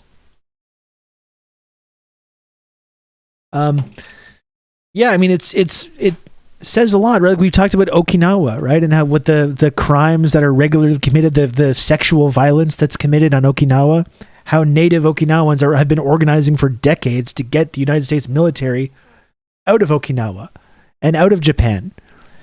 And Shinzo Abe and the Japanese ruling class have sided with this Western government that's been military occupying them since the end of the war over people in their country who are being raped and assaulted and murdered by United States military personnel in their like illegally occupied island fortress, which they use to aim missiles at their geopolitical enemy.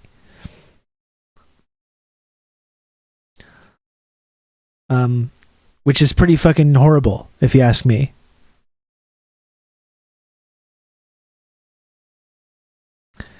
Yeah, now Japan has been in like 3 decades of stagnation.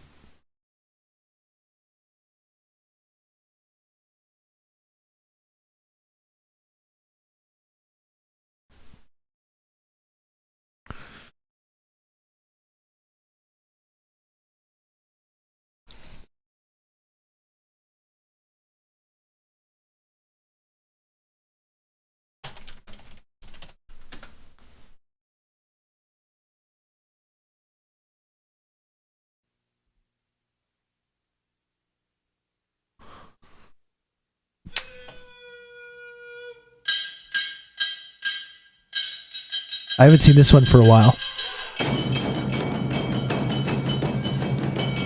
You ever negotiated with the Japanese before? Well, this is hardly a negotiation. What is it? It's a homicide. Every aspect of your appearance and behavior will reflect on me as your senpai. My senpai? That wouldn't happen to be anything like Massa now, would it? From the #1 bestseller. You don't say that to Wesley. Don't lose your temper. I don't lose my temper. That's good to know. A Philip Kaufman film. You should know. This is another Crichton book. Yeah, Crichton was big into this stuff. I'm actually thankful that Michael Crichton passed away before the internet became so widely, available to everyone. Michael Crichton would probably be like a MAGA crank now, and it would be so depressing. It's good that he passed away before we could sully his memory in this way.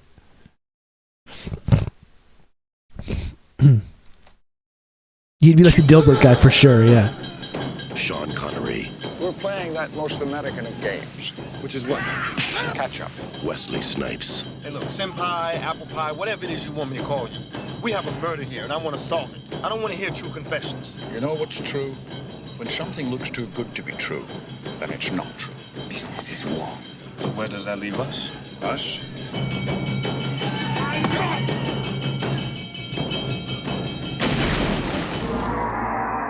We're in the war zone.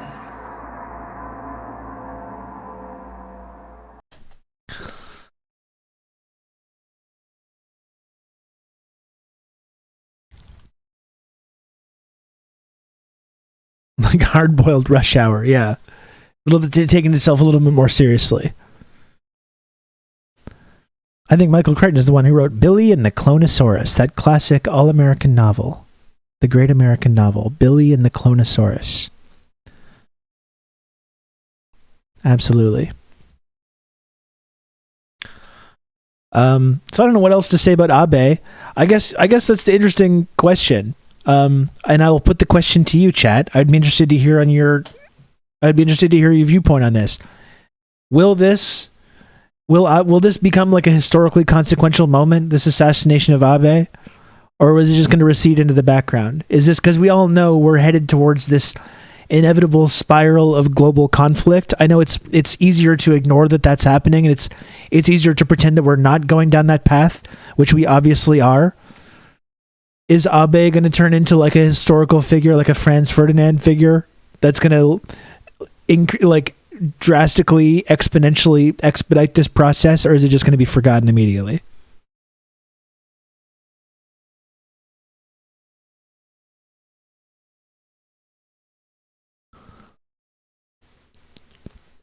It'll be big in Japan for a long time, but Western news readers will forget.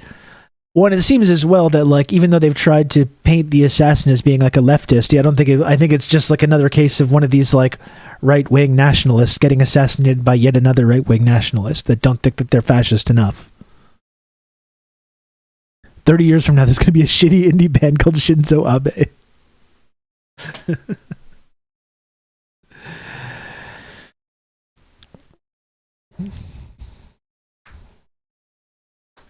Fellow patriots, I'm too sexy for Milan, too sexy for Milan, New York, or Japan.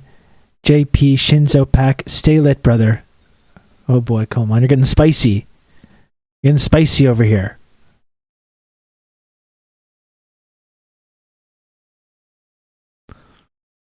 Shinzo and the Abes.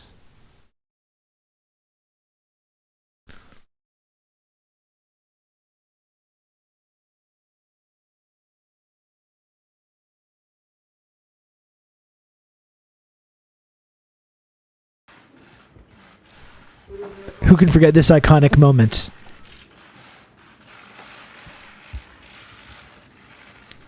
When someone's really your friend.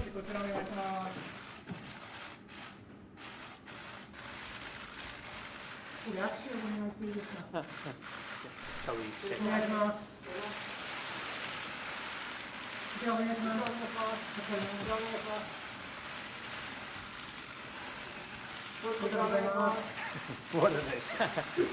Please look at me. He loves the pull-in move. What a guy. Thank you, everybody. He gave the rare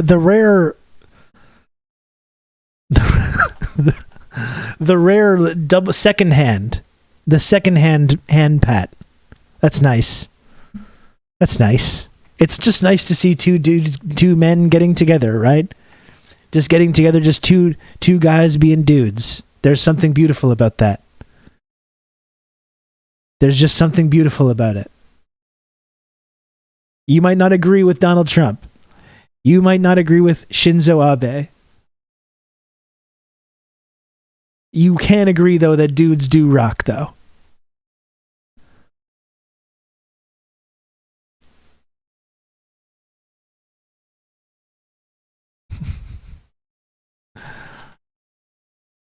Yeah, this iconic picture.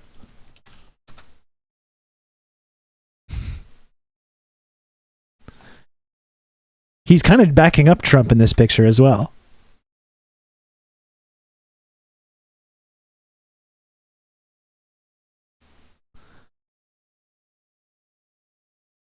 Did you show this what classic, James? Shinzo and the Abe will break up, and the lead singer and drummer will create an indie pop band called Abenomics.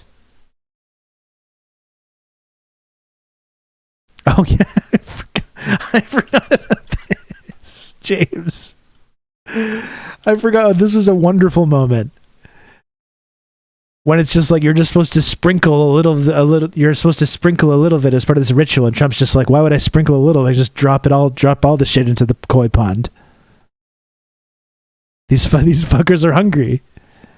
You got to give these fish some food. Damn it! God, that was good.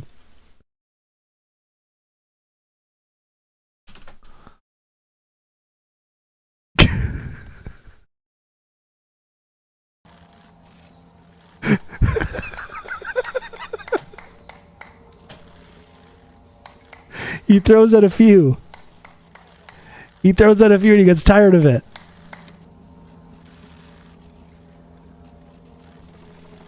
He's like, Shinzo, this is bullshit. This is taking forever. Let's move it along here. Let's move this along.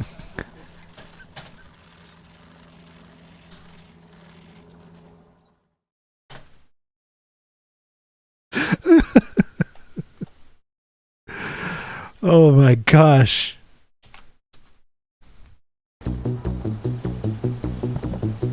Oh yeah, this is the ultimate handshake. And Trudeau does the lip jut as well. He does like a jaw thing. He like sticks out his jaw like this.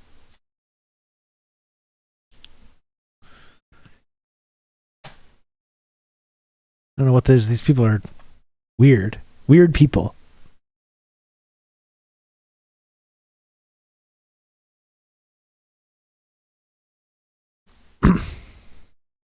Abe dumped his first. Is that true? Has this been fake news? Abe did it first. Oh, interesting. Interesting. It was right in the vid you showed. Really? I missed that.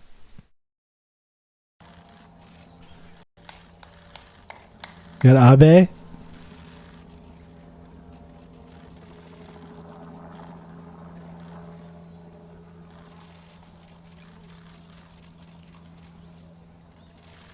Oh, yeah. Well, that's less cool.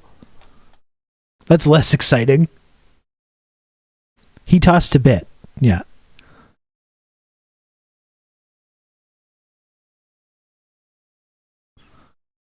Liberal MSNBC journalist Robert Russell got us again. I'm doing fake news. Trump was less elegant about it. Once more, lib media lies exposed. Abe did it with grace and style.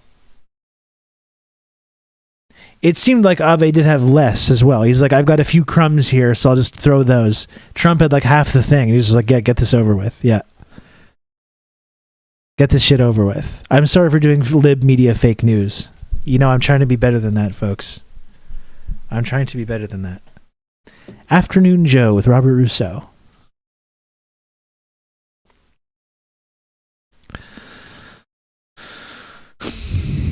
Eventually I'll get my job on MSNBC. I'm leaving all you suckers behind. Laughing all the way to the bank. And you're going to be like, I used to know that guy. I used to think that guy was subversive. No, it was all an act.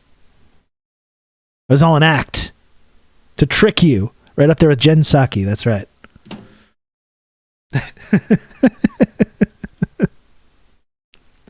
I would honestly celebrate. I would have an entertaining Destiny 2.0. Oh God. Let's not slander me that hard. Jesus. Yeah, Rob and Psaki on the same panel. Listen, do these motherfuckers care about the marketplace of ideas or don't they? Do they care about the marketplace of ideas? It kind of seems like they only want certain ideas.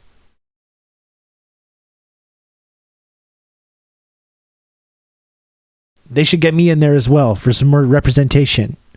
More ideological marketplace.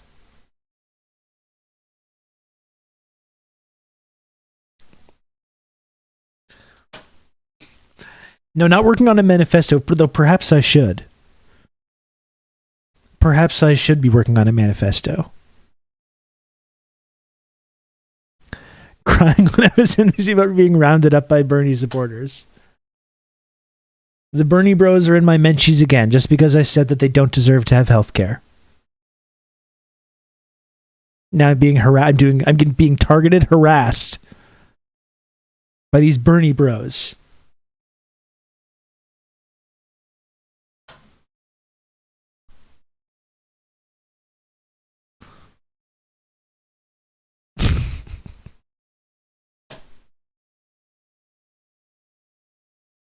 Oh boy. We got anything else on Shinzo?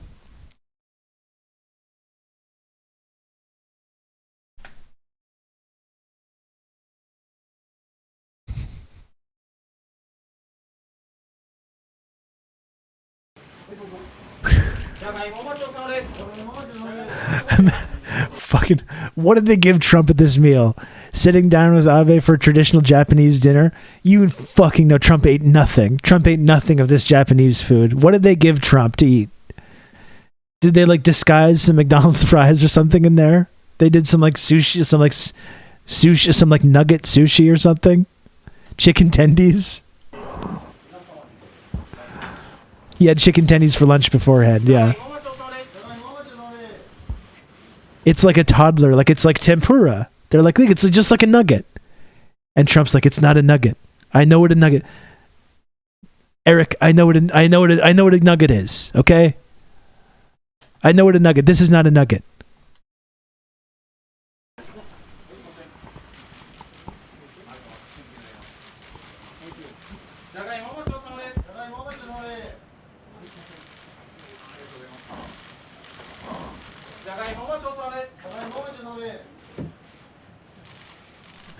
No interest whatsoever. Look, it's fried potato. It's just like a French fry. Tomorrow is really the main event, very important event in the history of Japan. It's over 200 years and something like this has happened, so it's a great honor to be representing the United States. And the Prime Minister and I talked a lot today about trade and military and various other things, and I think we had a very productive day. And tomorrow, likewise, will be a very productive day, and I just want to thank you. That was an incredible Get this man ketchup for his tempura. Sumo wrestling. And the United States, we contributed. I did this one personally. I didn't want to have anybody get me in trouble, so we did it personally. We bought that beautiful trophy, which they'll have hopefully for many hundreds of years, and that will be their trophy for the championship, sumo championships. And it was very nice, and we really enjoyed being there.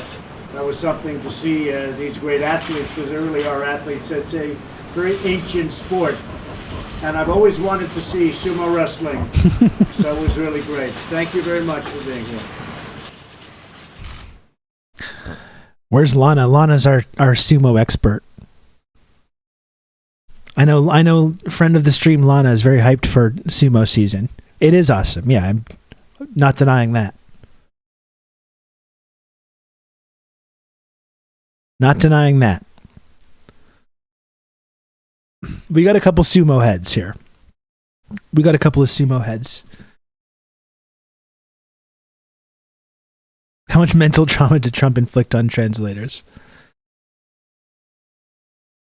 One of the final... No, Lana's not British. That's Alana. Alana also not British, nor is Lana, who lives in Montreal. I would love to see Trump in a sumo match. He's probably got a low center of gravity.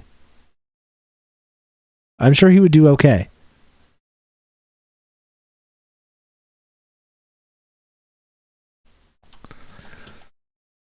You know, one thing that I was kind of interested in looking at, I gotta sign off soon.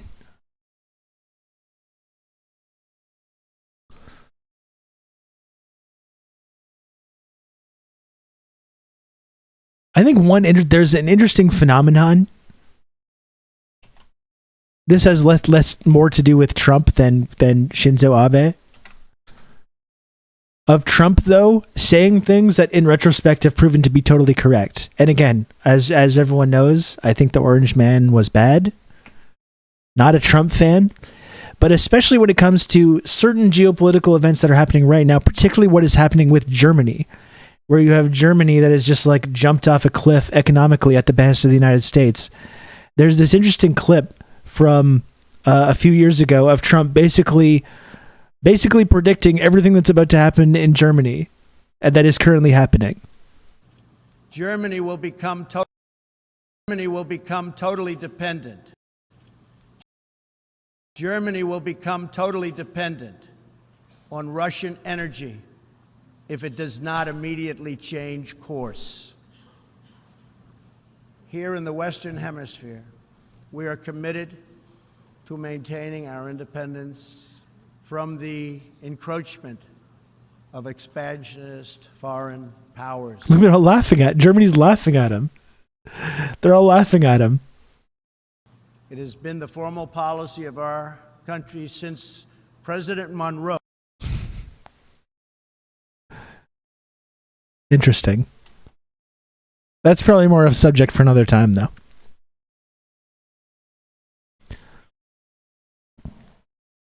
Trump also told Zelensky to make a deal with Putin. Nobody speaks German could be bad.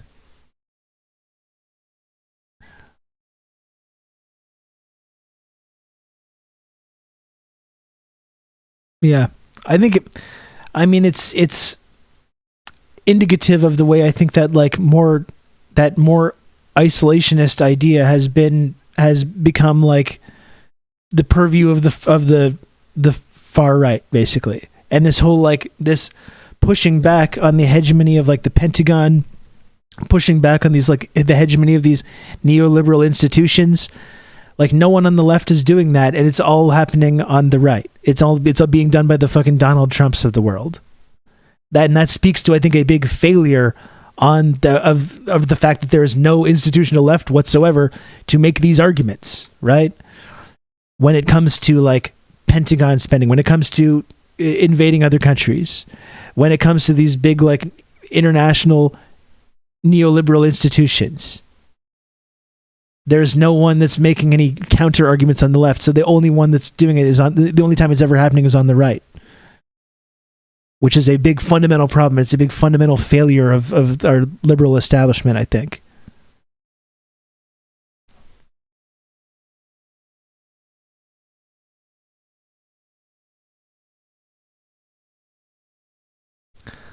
I hate when I agree with Rand Paul. I'm going to go in about... I'm not going right away. I'm going to put up... Oh, shit. What is this? I'm going to put up the goodbye right now. I got to go in about 10 minutes. Okay?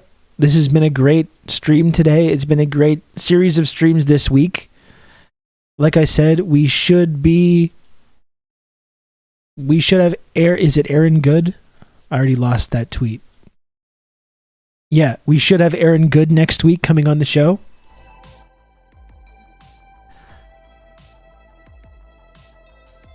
Lots of good stuff coming up.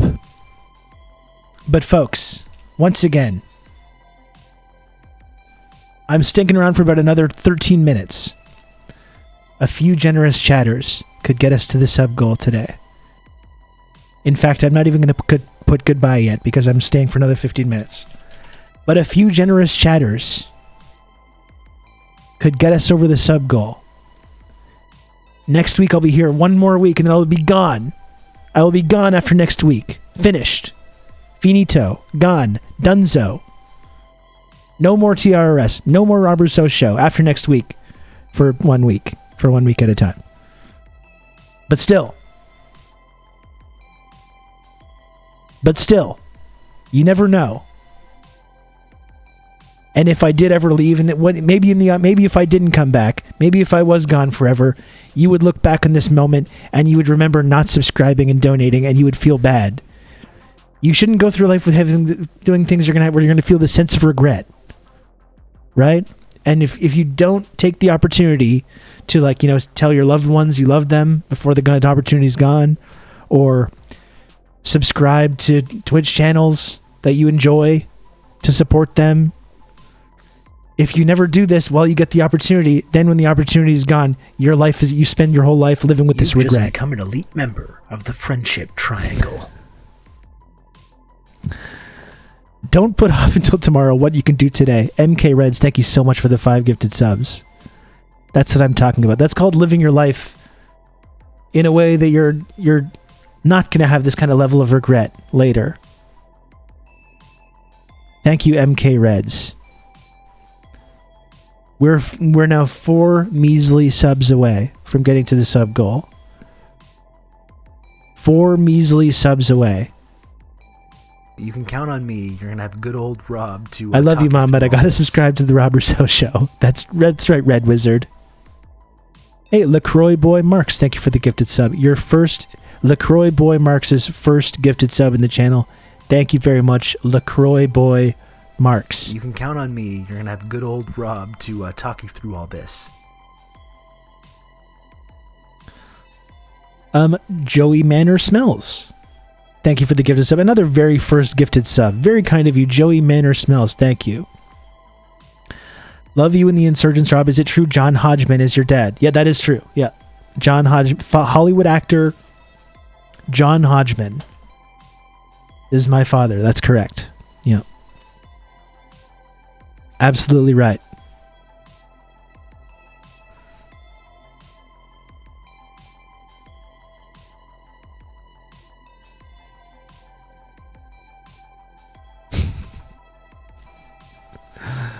Yep, that's me.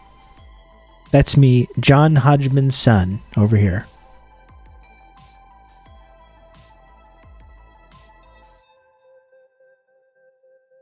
I'm procrastinating my tits off. What do you think I'm doing here?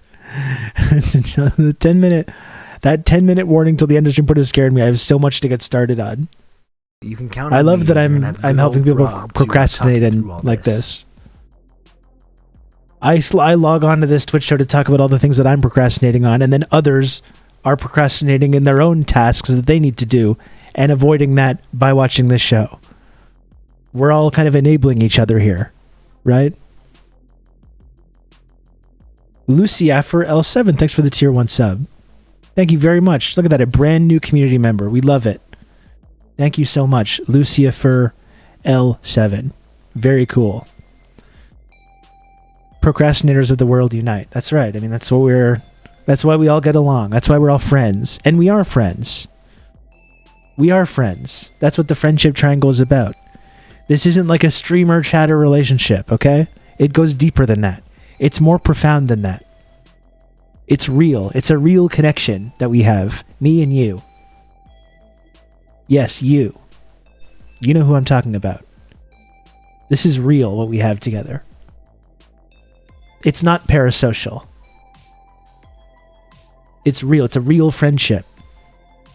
As long as you subscribe to the channel. It's just it's a real friendship that's contingent on you having one of those little badges. That's all.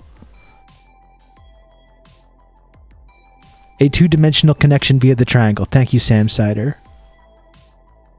Friendship is when you pay a leader to be part of a community. Exactly. Thank you for spelling it out like that, Jack Ross. That's exactly what the dynamic is.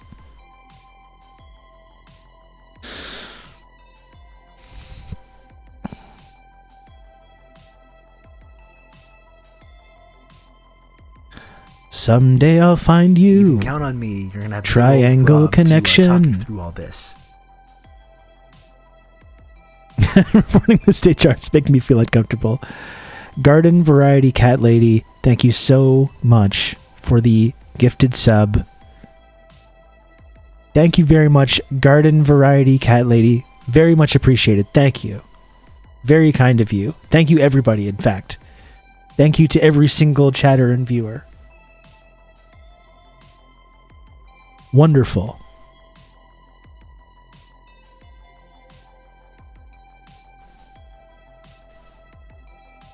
Toxic Rob arc. Dark Rob.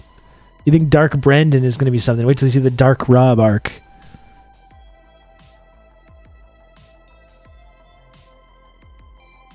The Paris Marx convo was great. I love Paris. Yeah, it was great to have Paris on the show.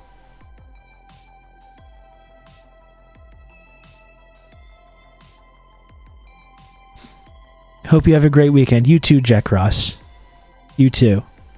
Negaverse Rob is mustacheless. No, as we established the other day, Margatron, we're in the Negaverse now. We're in the Negaverse. We're in the mirror universe now. That's where we are. The other universe is the good universe. So that's like that's like the Earth 1 universe. Rob is like good and has no facial hair.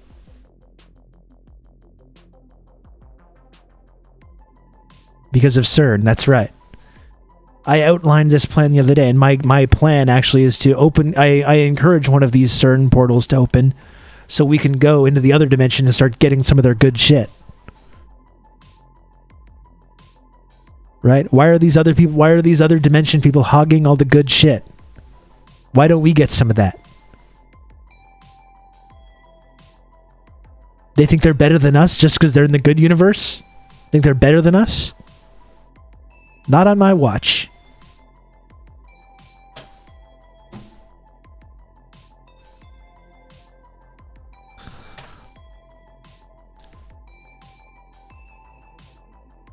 Not on my watch, folks.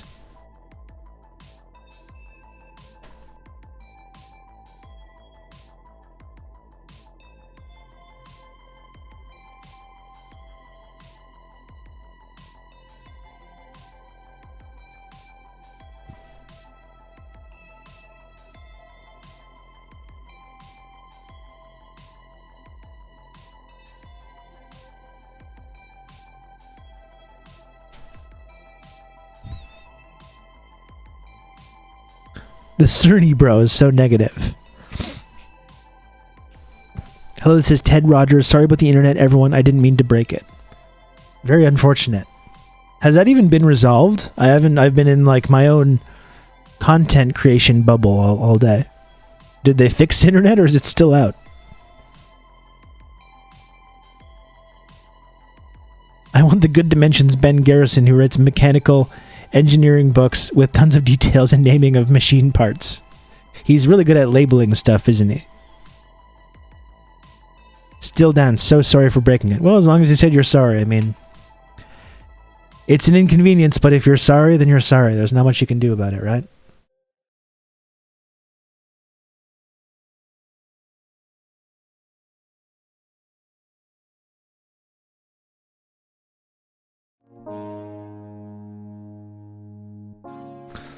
We did it, friends. We did it.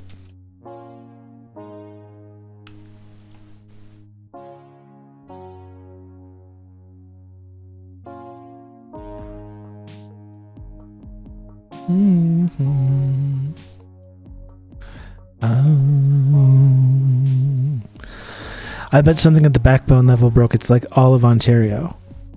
Isn't it across like more of Canada, like across the country? Maybe the other universe is good because the Soviet Union won the Cold War. Well, it's not even that the Soviet Union won the Cold War, Outrun. It's that after World War II, rather than engaging on a worldwide anti-communist mass murder campaign with the goal of undermining and overthrowing the Soviet Union, rather than that, the United States and the Soviet Union, just as they did during the war, joined forces to build a new world out of the ashes of World War II. That overthrew the shackles of colonialism, that was based in mutual cooperation and understanding and innovation and working together to build a better future for the generations in the future. And they took all the resources, all the billions and trillions of dollars of resources that have been put into building bombs and overthrowing other governments and supporting fascist militia groups to carry out war crimes in an effort to destabilize countries they don't like. All those resources were put into delivering better living standards for people, improving people's material conditions, saving the climate of the planet.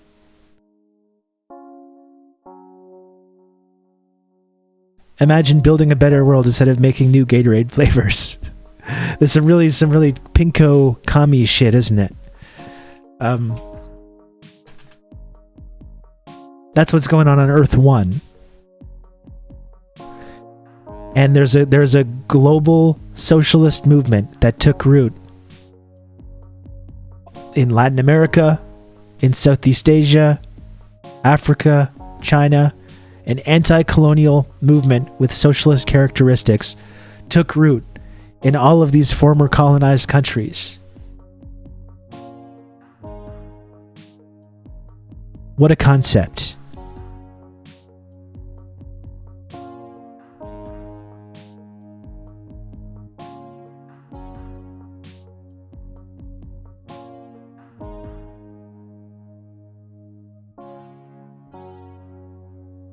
What a concept, folks.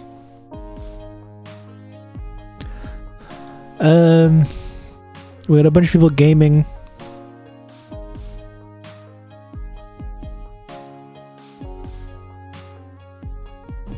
But without decades of brinkmanship, we wouldn't have Tom Clancy novels.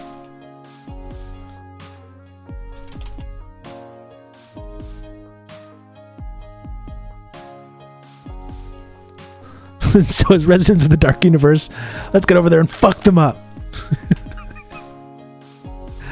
Listen, all I've been saying is they've been having it too good for too long.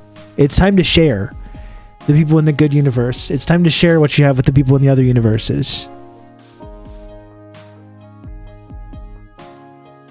Okay? We get some of that too.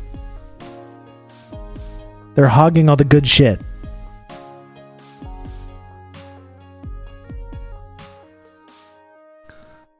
They can afford to share a little bit. That's all we're saying. Oh, they're so good. They can't share. They're so good, but I guess they want to keep everything to themselves, don't they? These fucking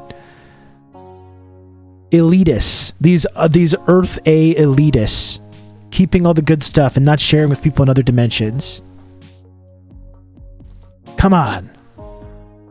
Their world is that good. You know, we've got the edge on weapon tech. We got to use whatever advantages we have. They've had world peace now for decades. They're going to be caught completely with their pants down on this. And yes, of course, my internet still works because of my CIA satellite connection. See you on Monday, folks.